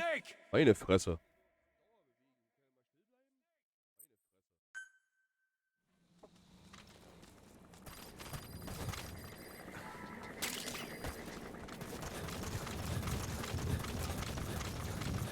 Ein bisschen, ja.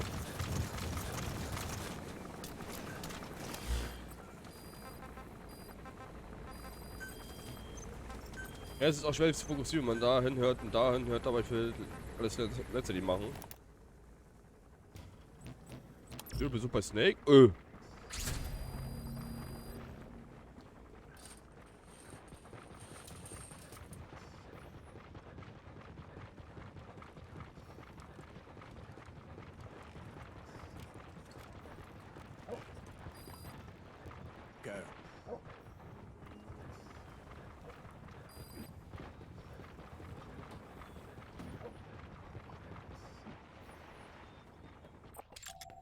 I almost thought you wouldn't come.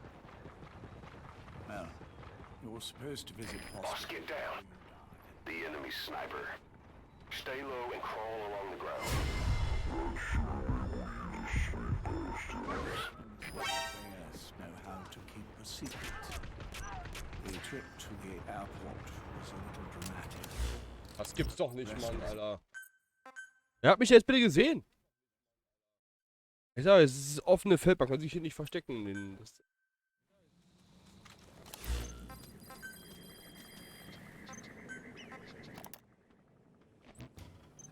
Go. Now, you're supposed... I almost thought you... Go.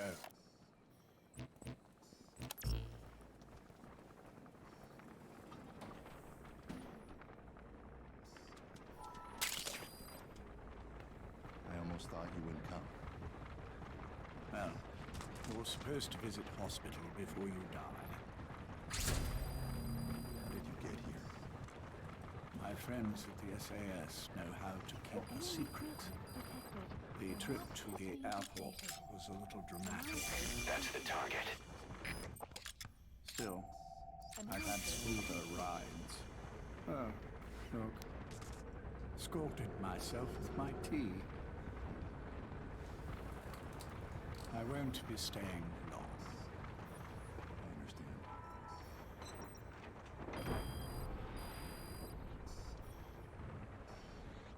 Which one is he? He's coming too. Roger that. We did just as you instructed. Has either of them woken? Neither of them. No. Not once. Not in 2 years. Their weekly EEGs show stable activity levels. There's been practically no change.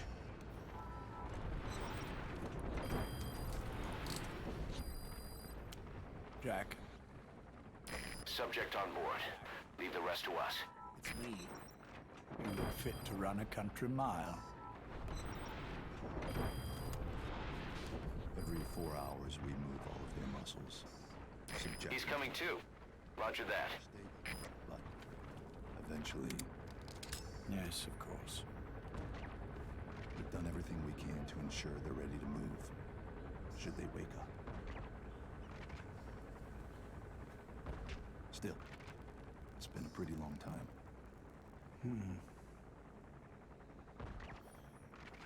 How long will they be here? Indefinitely. It's too dangerous to move them. And so far, no one knows they're here. I see. I am most grateful to you. And I need you to keep it up. We'll do everything we can. Can you give us a moment? Of course. Enemy presence detected. The map has been updated. Just let's water on Big Boss. Jack, can you hear me? You gonna extract him? Nice place, isn't it? I went to a lot of trouble bringing you here. Here where no one will find you. Still, the Ocelot's on guard duty, just in case. Maybe knowing that will help you sleep better. I had no intention of coming, but Approaching. this could be my last chance. Please select a mission. If you'd just come to see me first. Unit dispatched. Do you remember the last time I visited you in hospital? Our first mission together. Unit dispatched. After the boss threw you in that river. Broke your arm. Unit dispatched. Ah, the good old days. I never told you this, but I had another team at my disposal back then, with a very special man leading it. Ocelot. Maybe he didn't like the arrangement. In any case, this man, he seems to have done something to me. Which is why I'm quite sick myself. Up here, there's nothing they can do. I always was the forgetful type, as you know. I'm all right for now, but they say it's a one-way street. He's coming too. Roger that. If you don't wake up soon, I won't remember you when you do.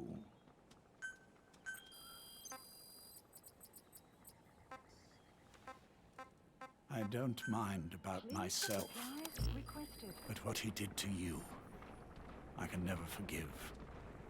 Supply drop complete. I've sent him to Africa, and I doubt he's coming back.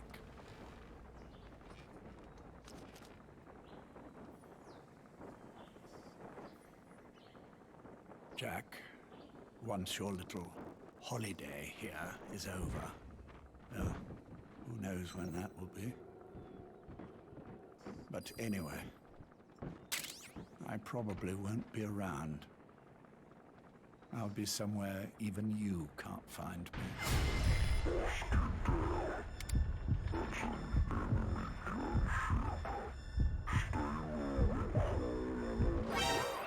Override should enable you to sneak past enemies. Code of a machine. That is all I leave to mark my existence.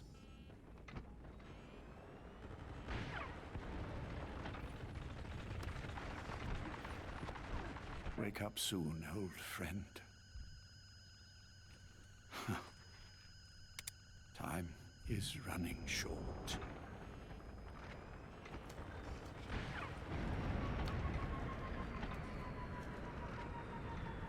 Alter, das ist heftig.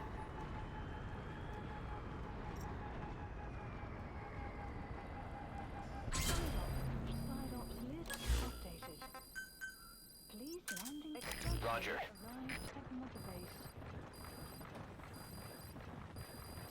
Support helicopter requested.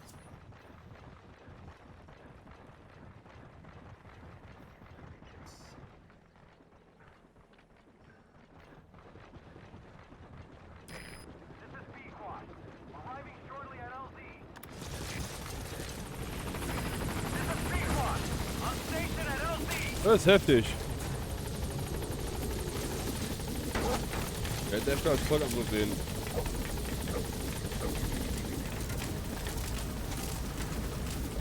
Oh, Zero wollte nie, dass seine MSF zerstört wird. Ja. Hätte man nie gedacht, wenn man ehrlich ist, ne? Hatte man auch gehabt, dass nach der ganzen Sache da noch Stress ist, aber Zero wollte nur noch Frieden eigentlich mit Big Boss.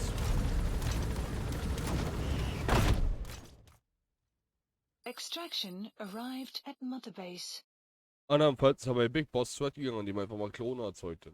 Und Solid Snake. Aber zum Glück hat er das getan. Hätte er das nie getan, dann ja, hätte es die wunderbaren anderen Metal Gear Teile nie gegeben. Trotzdem heftig.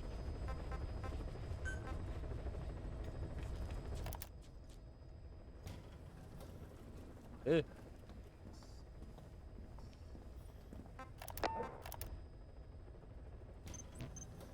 Oder gar nicht gesehen, oder? My friends at the SAS know how to keep a secret. The trip to the after. I won't. Which one? The right and the left. As neither. Not one. Nothing to Jack. Jack. It's me. You look Every 4 hours. Haben wir doch gesehen. Okay, cool. Ja, ready for some next mission? Ansonsten haben wir alle, ja?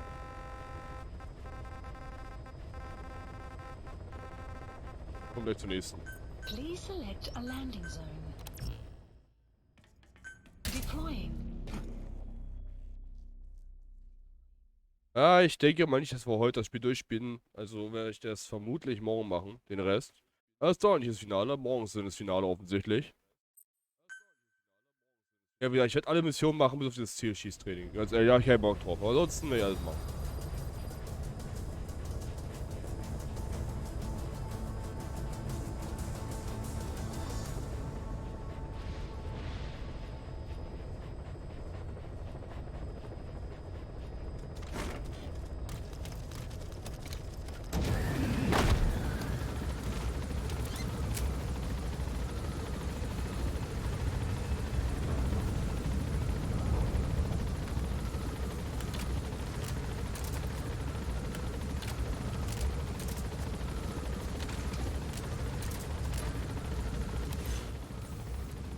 So.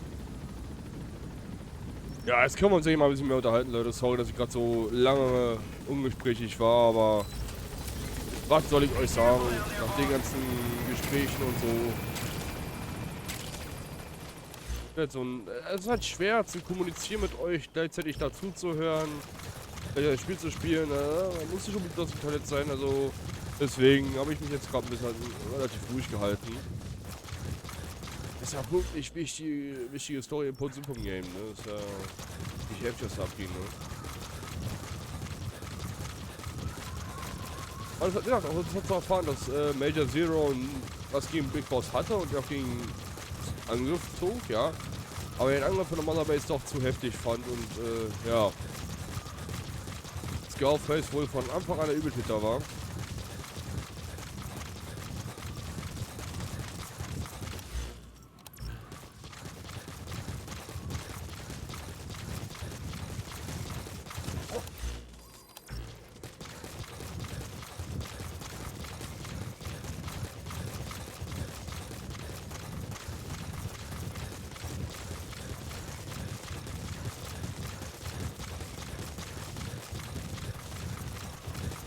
Ich bin sogar merkwürdig, die jetzt zum Schluss jetzt, sag ich mal, so viele Nebenmissionen kommen. Weil jetzt hier eigentlich schon ruhiger schon vorher vor der Schnauze schmeißen können, weil ganz ehrlich, ich finde es ein bisschen übertrieben, dass jetzt mal jetzt nach und nach kommt. Ist schon sehr spielzeitschreckend, ne? Und sehr Ubisoft-like, ich finde.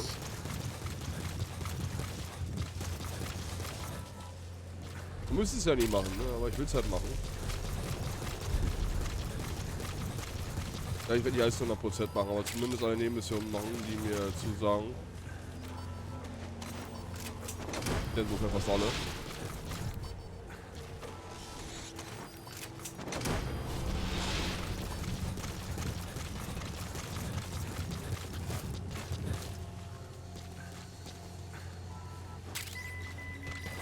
Rechnung erhalten. Aha.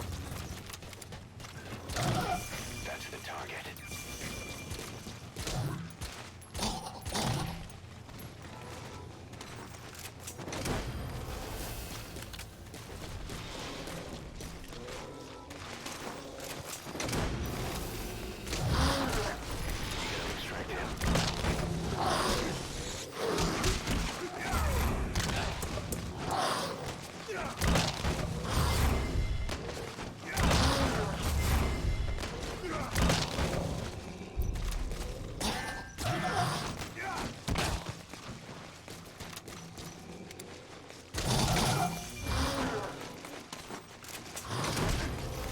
Ja, wird man spannend hier, Leute. Meine Güte, hat hier was rum. Subject on board. Leave the rest to us.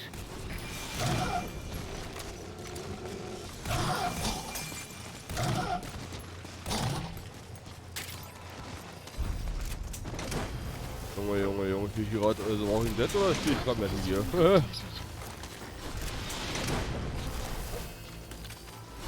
He's coming too. Roger that.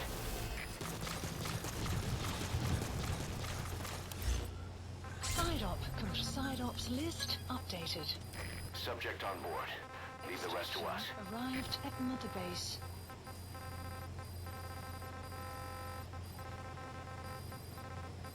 Marker placed.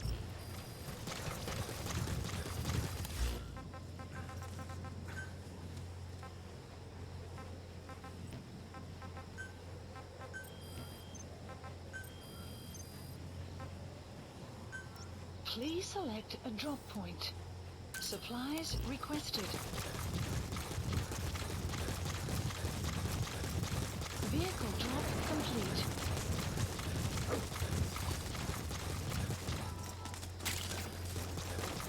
Oh, lecker, ein bisschen Estrogon. Hab ich ja lieb. Extraction arrived at Mother Base.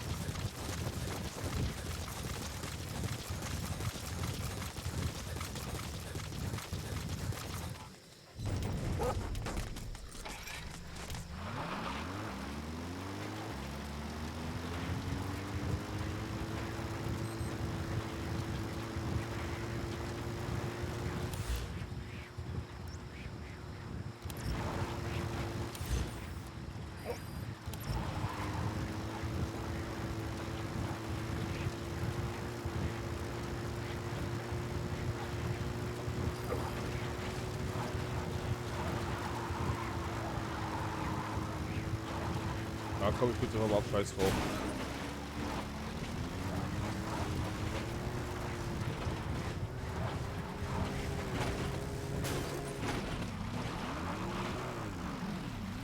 Bin die weg vom Steuer. Sun will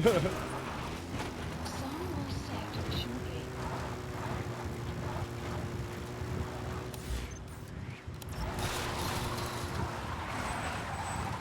Eieiei. Wo ist denn da hin? Ach, da muss ich hin, südlich, ja? Kann hier so durch, so? Stimmt, ne? Hier zwar Spalt, aber durch eine Spalte komme ich doch mit dem Jeep auch durch, oder? Naja, aber jetzt lobt doch eigentlich der Experte für sowas, ne? Ich meine, als Fernfahrer, ne? Das war ganz genau, Handy weg vom Steuer. Eieiei. Ich hab mich auch schon gesagt, oh Gott, Boss, Junge, der sah aus wie Maus.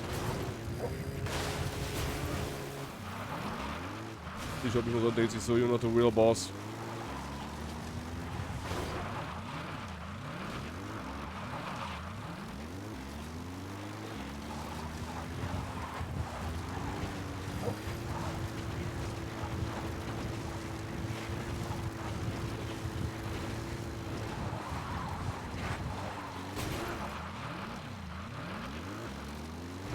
Naja, aber zum Glück sind wir ja nicht in der öffentlichen deutschen oder österreichischen Verkehrsstraße. Wir sind hier quasi mitten in Afghanistan.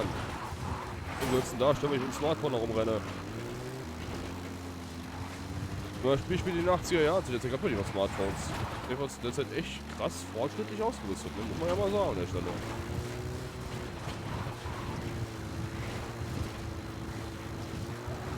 Clouds approaching.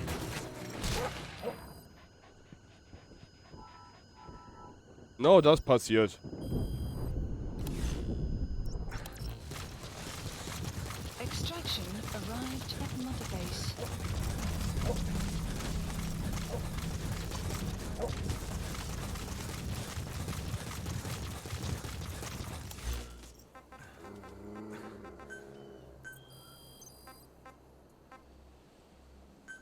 Please select a drop point. Supplies requested. Ups. War ein bisschen zu weit. Vehicle drop complete. Ja, muss ich vermutlich ein bisschen mehr spawnen, aber naja, scheiß drauf.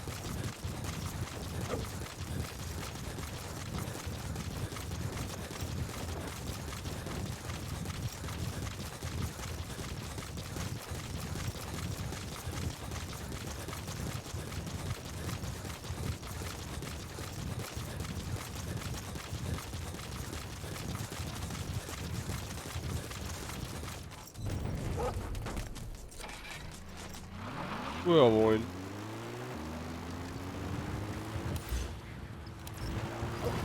Das ist doch wirklich krass übertrieben, ne? Da einfach so ein Medizinkleben Psychopath, Alter, obwohl du nicht an der Todesmaschine sitzt, ne? Hey, komm zurück, Reaper.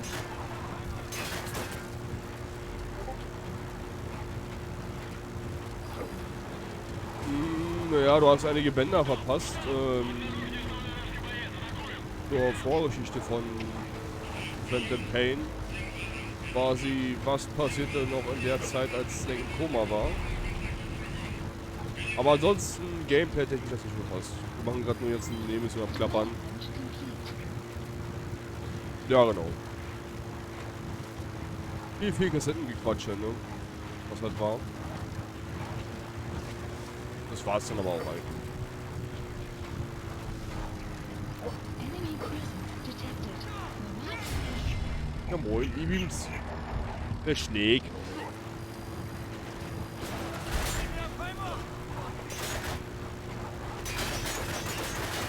E-Beams, die starke.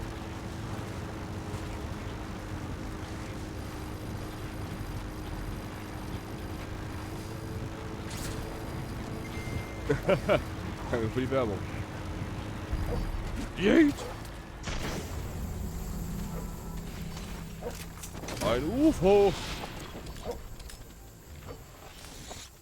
Ich stelle irgendwie so eine Motte.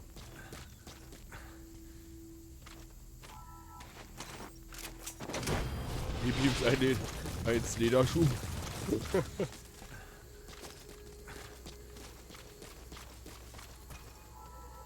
Oh, da war die Marionetten mit, war.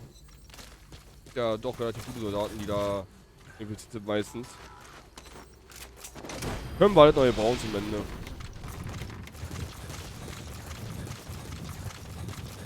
Ja, moin.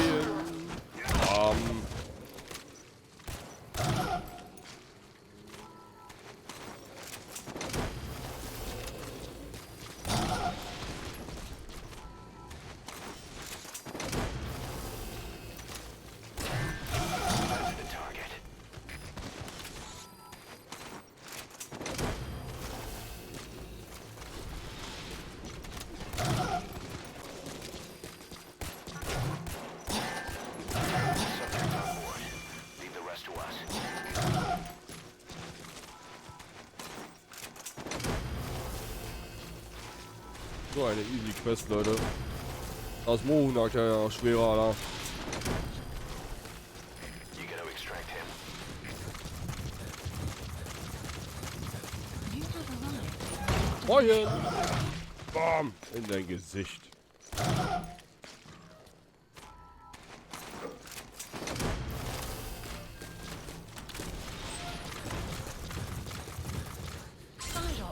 Side ops list updated. Aber wirklich, wa? Was jetzt hier rausloot ist, Arrived at Mother Base. so ist schon normal. Genau. Boah, das wäre gerade prima für Putin, Alter. Oh, Ukraine, einfach Pulten ranklemmen, Alter.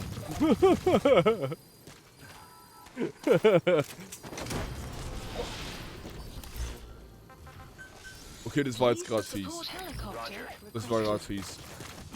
Das war gerade schwarzer Humor auf der anderen Ebene, Leute. Kurz nochmal dazu, jetzt mal wirklich erklärt, von meiner Seite aus. Ich verachte jegliches Verhalten von Putin gegenüber der Russland. 2014 habe ich jegliches Verhalten da vollkommen überhaupt missverstanden.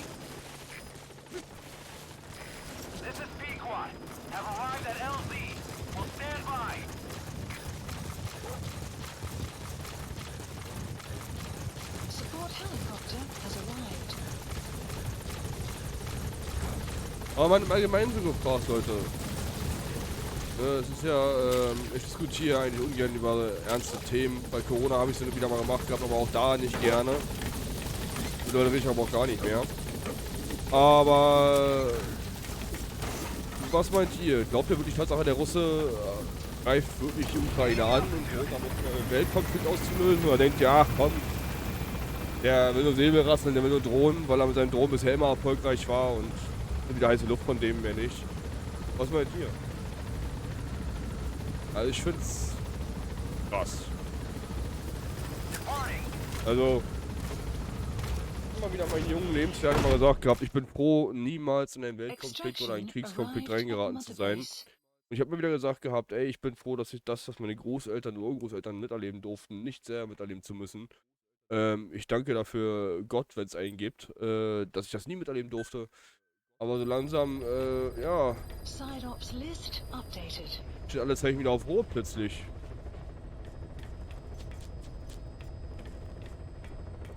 Also, und ich bin kein Panikverbreiter und kein Typ, der, ne? Ein Kerl, der wegen jedem Scheiß, wegen jedem Piss Angst kriegt oder so Mist, ne? Aber das Problem ist halt, ich werde Vater und ich wollte meinen Sohn so eine Welt nicht lassen. Und, ja. Das Problem ist, wir Menschen haben zu lange Frieden gehabt, als dass wir die Konsequenzen gar nicht mehr erahnen können dessen, was vor 80, 90 Jahren passiert ist. Aus Erzählungen können wir nachempfinden, was in den Kriegen davor echt für derbe Kacke abging.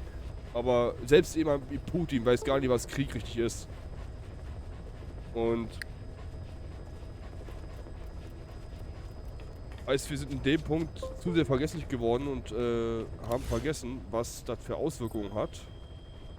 Oder haben kann.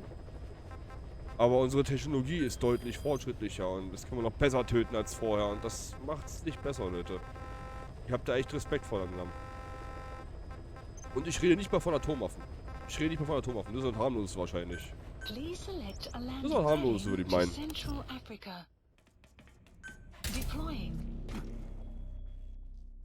Alles im Allen.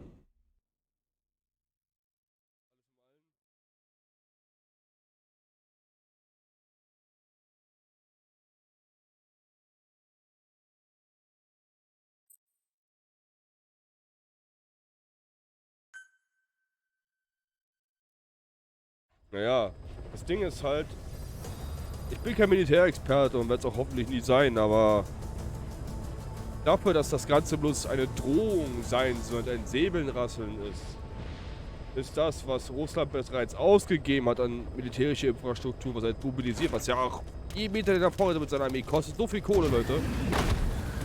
Er kann ja jetzt nur noch rein. Er kann jetzt nur noch rein, um da Plus rauszuholen. Ne? Also, das wäre der ganze Arsch auf uns nicht wert, wenn er jetzt nicht angreifen würde. Ne? Außer sich als Russen.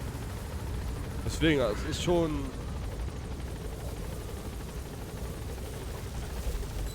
Der Japaner an sich hält sich generell aus vielen Konflikten raus. Allein schon durch die Geschichte mit Nagasaki und Hiroshima hat er ziemlich die Fresse voll vom Krieg.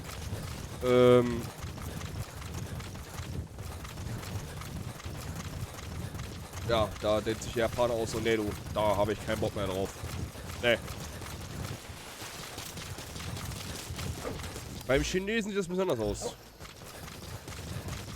Sobald ein militärischer Konflikt herrscht zwischen Europa, USA gegen Russland, wird auch der Chinesen mit eingreifen. Der Chinese wird definitiv Partei für Putin angreifen, das ist mal sowas von klar. Und er würde auch aktiv im Krieg beteiligt werden. Das wird dann verdammt gefährlich, Leute. Das wird... Also...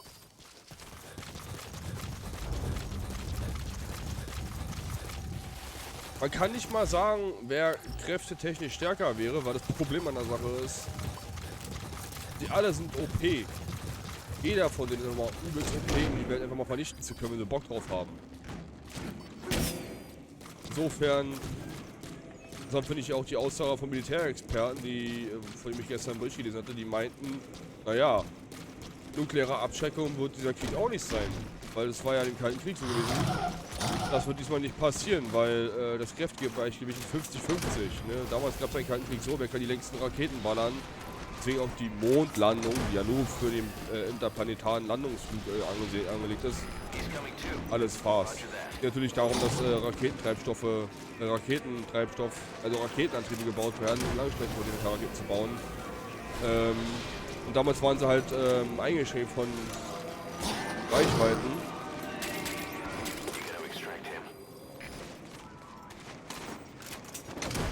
Das ist jetzt nicht mehr der Fall. Und die Militärexperten haben gesagt gehabt, lustigerweise glauben die jetzt nicht mehr, dass die nukleare Abschreckung noch... Mann! Du doppelt! Hau ich aber die Schnauze ein! Junge, jetzt fliegst du aber am Sofa, Junge. Holla.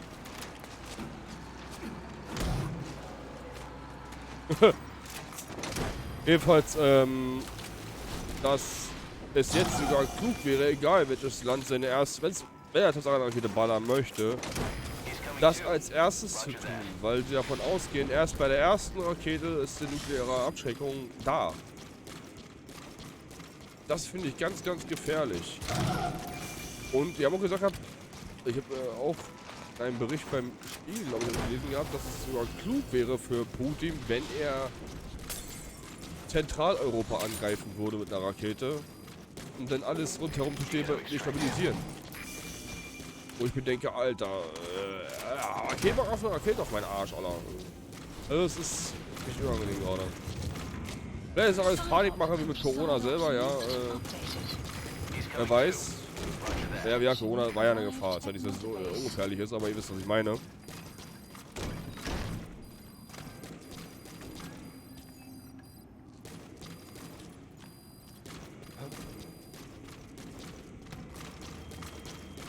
Ja, der Nachteil ist ja auch...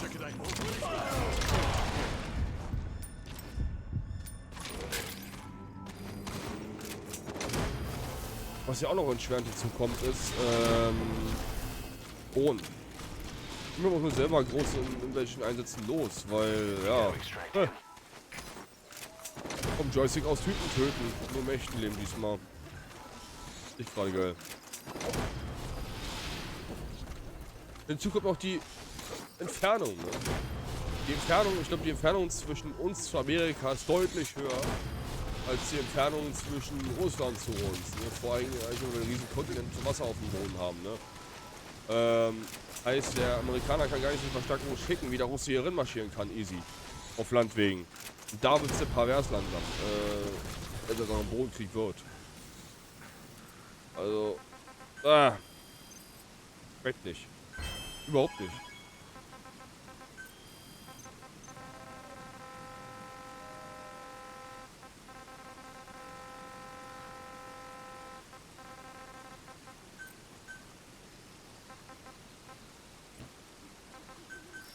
Please support helicopter. Wie man es auch nehmen möchte, es ist eine Situation, die... Ja, ich habe mit vielen Leuten nochmal drüber gesprochen gehabt, da hieß es dann so, na Mann, was machst du jetzt für eine Panik, Mann, macht er nicht alle verrückt damit, Mann. Und selbst wenn er mit der Ukraine haben wollen und außerdem gibt es noch ein paar andere Länder zwischen uns, sagst du andere Länder zwischen? Ja, nicht nur zwischen uns, Polen. Danach kommen wir. Ich bin sicher, dass, ich bin mir zu 1000% safe. Wenn Russland es schafft, die Ukraine ohne große Verluste einzunehmen und dann eine Power hat, wird er nicht da stoppen. Definitiv nicht. Da lege ich meinen Arsch ins Feuer. Dass er nicht da stoppen wird, weil dann Richter die Macht ja lang könnte. Und wir alle wissen, was mit machtgierigen Diktatoren, kann man ja wirklich quasi so sagen, dass er das ist, ne? Was das auslösen kann.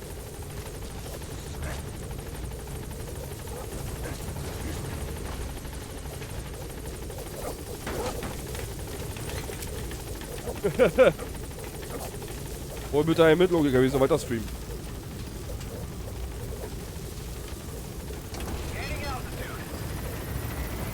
Ist ja auch noch so krass wie.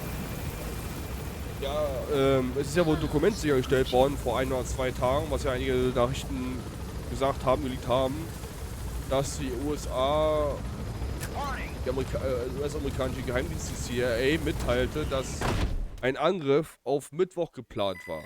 Diesen Mittwoch. Heute lese ich im Internet, dass sogar am Dienstag, also morgen quasi Angriff stattfinden kann. Was auch geleakt wurde, ein Dokument. Also es ist die Frage, ist es alles Fake News? Ist es echt? Ist es Panikmache? Ich weiß nicht, Mann.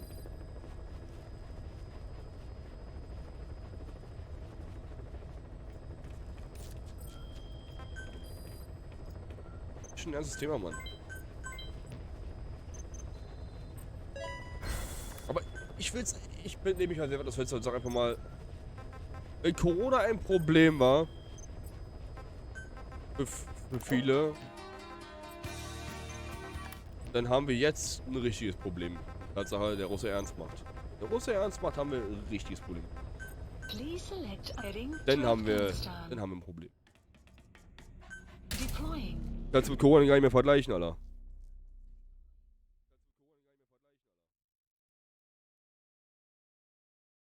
Ja, Vitali ist ja Bürgermeister von Kiew.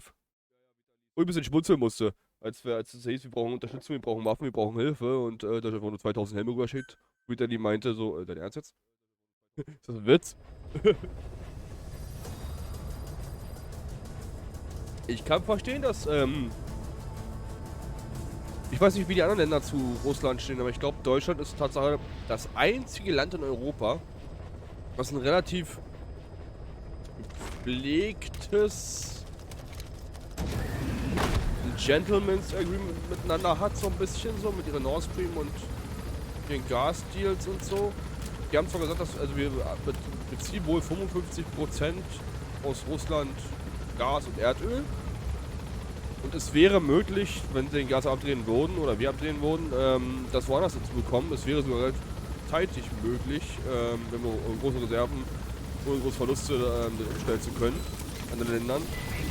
Die wären wir auch schon bereit, mit uns zu verhandeln. Aber trotzdem, ja, ich verstehe schon, dass sich Deutschland raushalten möchte so ein bisschen. Ich kann es nachvollziehen. Man darf ja allen voran nicht vergessen, dass wir sind keine Kriegernation, wir sind eine Verteidigungsnation. Ne? Wir haben Waffen für Aufklärung, Flugzeuge für Aufklärung, Drohnen für Aufklärung. Klar haben wir auch ein paar Angriffshelikopter und so, aber die sind alle nicht die Rede wert. Die sind alle nicht vergleichbar mit einem Gunship der Amis oder mit einem, keine Ahnung.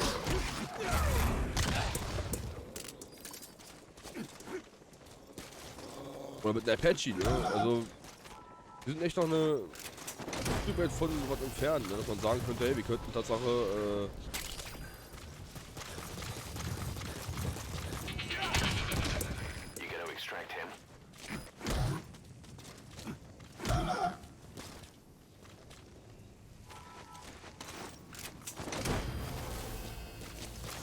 das kommt ja auch noch uns zu, ne? Vieles unserer, wir waren ja mehr so ein Exportland, ne? Wir waren ja mehr Export als Import an Waffen. Also generell mehr Export und insofern, wir haben ja selber kaum noch was. Ne? Also, wir haben bestimmt noch einiges, aber wir sind doch wirklich mehr auf die Bundeswehr, die ist gar nicht dafür bereit für sowas. Wir wurden weil CDU letzten Jahre verkackt hat, ja, unsere Soldaten haben eine richtige Grundausbildung mehr. Ich will nicht sagen, dass unsere Soldaten nicht kampffähig sind, aber ganz ehrlich, die sind immer zu groß, ganz ehrlich.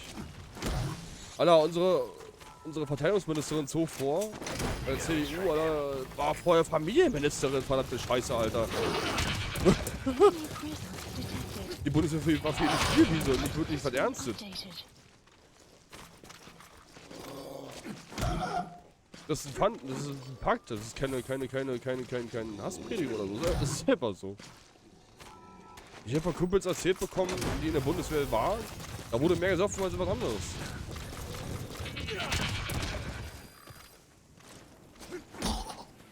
Subject on board. Leave the rest to us.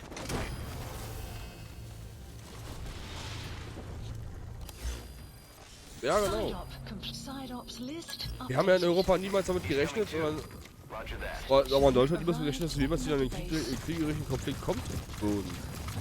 Putin hat jahrzehntelang immer nur so, naja, ich greife irgendwann mal an, irgendwann greife ich an. Ja, immer so gedroht, so ein bisschen wie der kleine Kim Jong-un, so, ne? Immer ein bisschen gedroht, so. Aber es gab nie wirklich alle Zeichen darauf, dass da wirklich mal ein Krieg stattfindet, dass man plötzlich ausflippt. Man war ja auch naiv zu glauben, ach komm, Alter, der will ja bloß die Krim haben, weil, ja, das wäre ja, wenn die beitreten würden, außerdem kommt ja von Separatisten, von der Russen so, ist ja nicht direkt vom Russen selber und so. Ja, im Nachhinein ja doch, ja, die Separatisten ja beliefert und, ja, und die unterstützt, sag ich mal.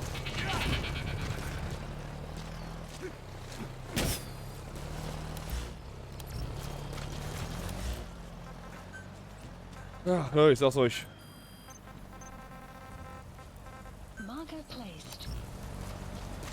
Ja, komm, nicht so schneller. Please select a landing zone. Support helicopter requested.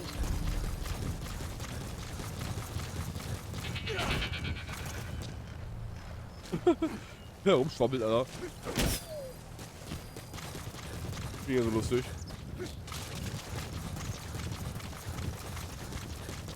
Ja, ist halt auch. Dann nehmen wir unsere Waffen, Alter. Du ziehst 2 Magazine in Vollspray durch und der Lauf schmilzt wie Gummi, Alter. Und die Russen, Alter, die bauen AKs. Oder jetzt zum Beispiel. Was ist mittlerweile benutzt? Eine AEK oder sowas? Neuere Modelle. Keine Ahnung, Alter. Die schmeißen direkt mit ganz in der Wüste, am Wasser, am Land kämpfen, Alter. Die Knarre hält so viel aus. Um es auch billig zu produzieren, Alter. Waffen bauen können wir doch auch nicht mehr.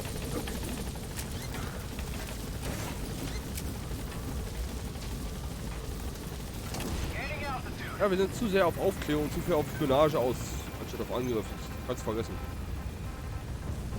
Bestes Beispiel bei dir, ja. Du spielst ja Mass Effect und das Schiff, was du da fliegst, ja, die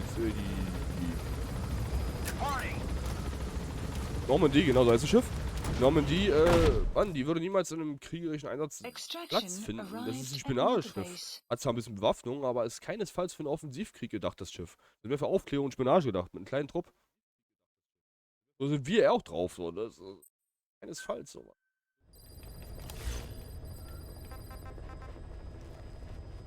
Und zudem möchte ich auch mal sagen, haben wir auch einen ziemlich wackeligen Verbündeten, ne?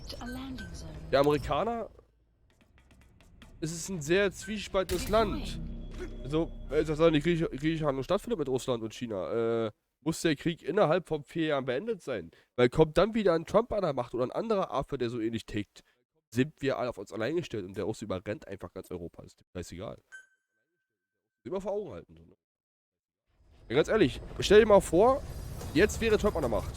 Noch 1, 2, 3 Jahre. Der hätte wahrscheinlich auch mit angegriffen. Von links und rechts. Ganz ehrlich, ich hätte es zugetraut. Aber er hat uns einfach im Stich gelassen. Insofern,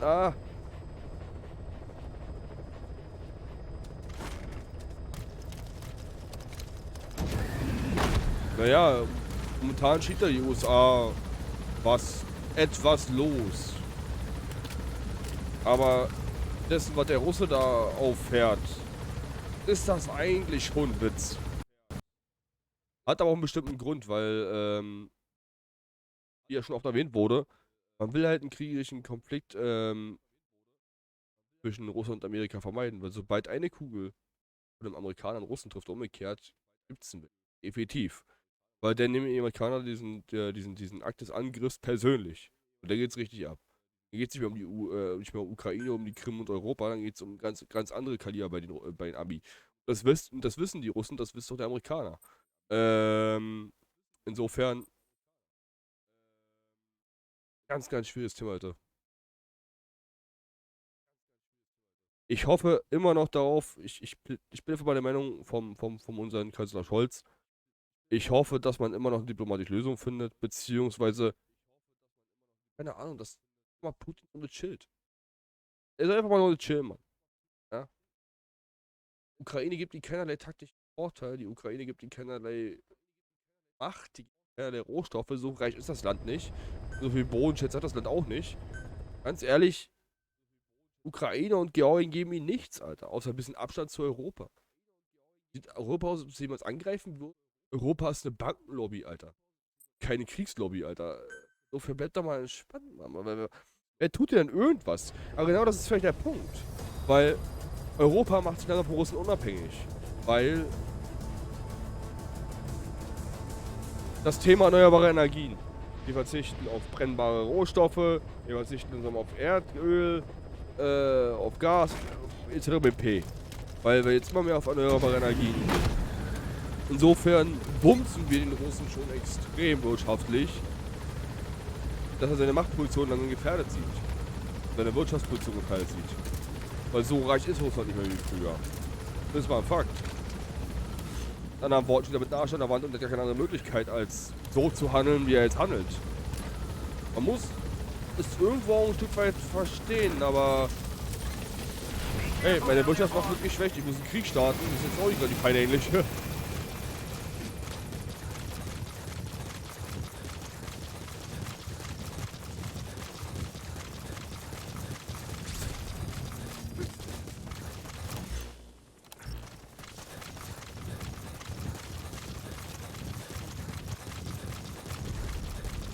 Enemy presence detected.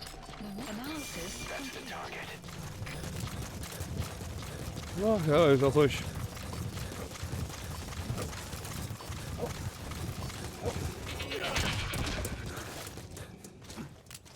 Ich muss insofern sagen, die Meinungen sind ja auch in dem Punkt ein bisschen zwiespaltend im Land.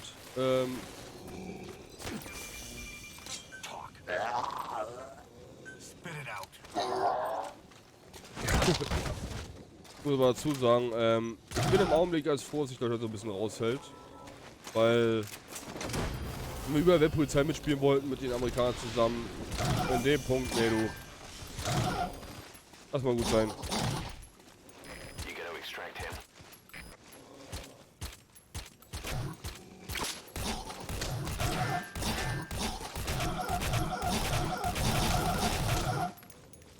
Wie läuft bei dir?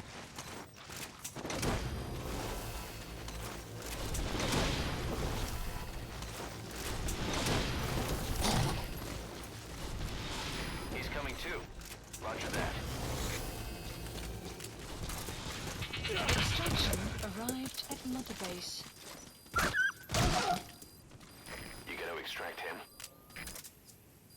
Was rennt mein Hund davor? Was zur Hölle?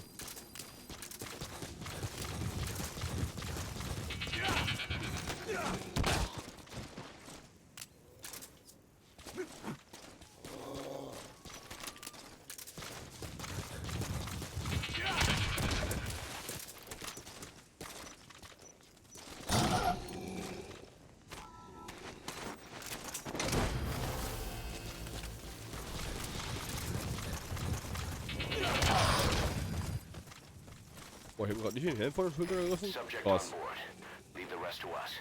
Nimm mal auf hier.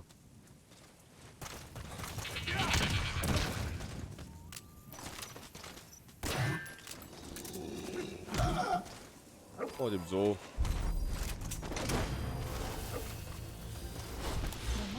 been updated.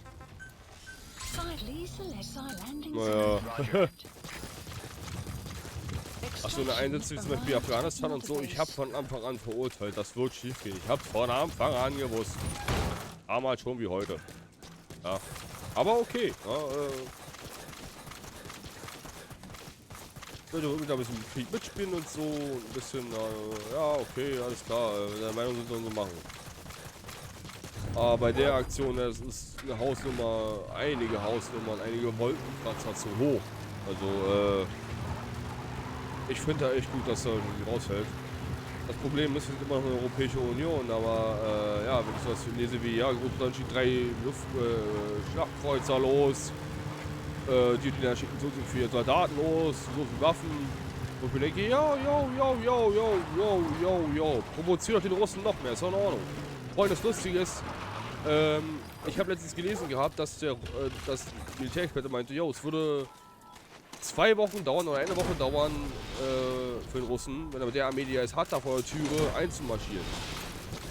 Das ganze Land einzunehmen. 2 fucking Wochen. In 2 Wochen schaffen wir es noch nicht mal 2000 Helme loszuschicken. Dann an Worten. Die Ukrainer haben bald mehr Waffen als Soldaten. Mit anderen Worten, wenn der Russe da einmarschiert, hat er bald unsere Waffen. Hier kommt jeder in der Ukraine, flüchtet, wird gefangen genommen oder hingerichtet, bla bla bla. Ja, im schlimmsten Fall, was echt bitter krass ist, das ist nun mal Krieg. Leider so. Das ist echt eine Seele wehtut, über so zu reden, das ist leider ein Fakt. Das ist nun mal so. Und, Und der Russe freut sich jetzt mal den Loot, der er greifen kann aus Europa.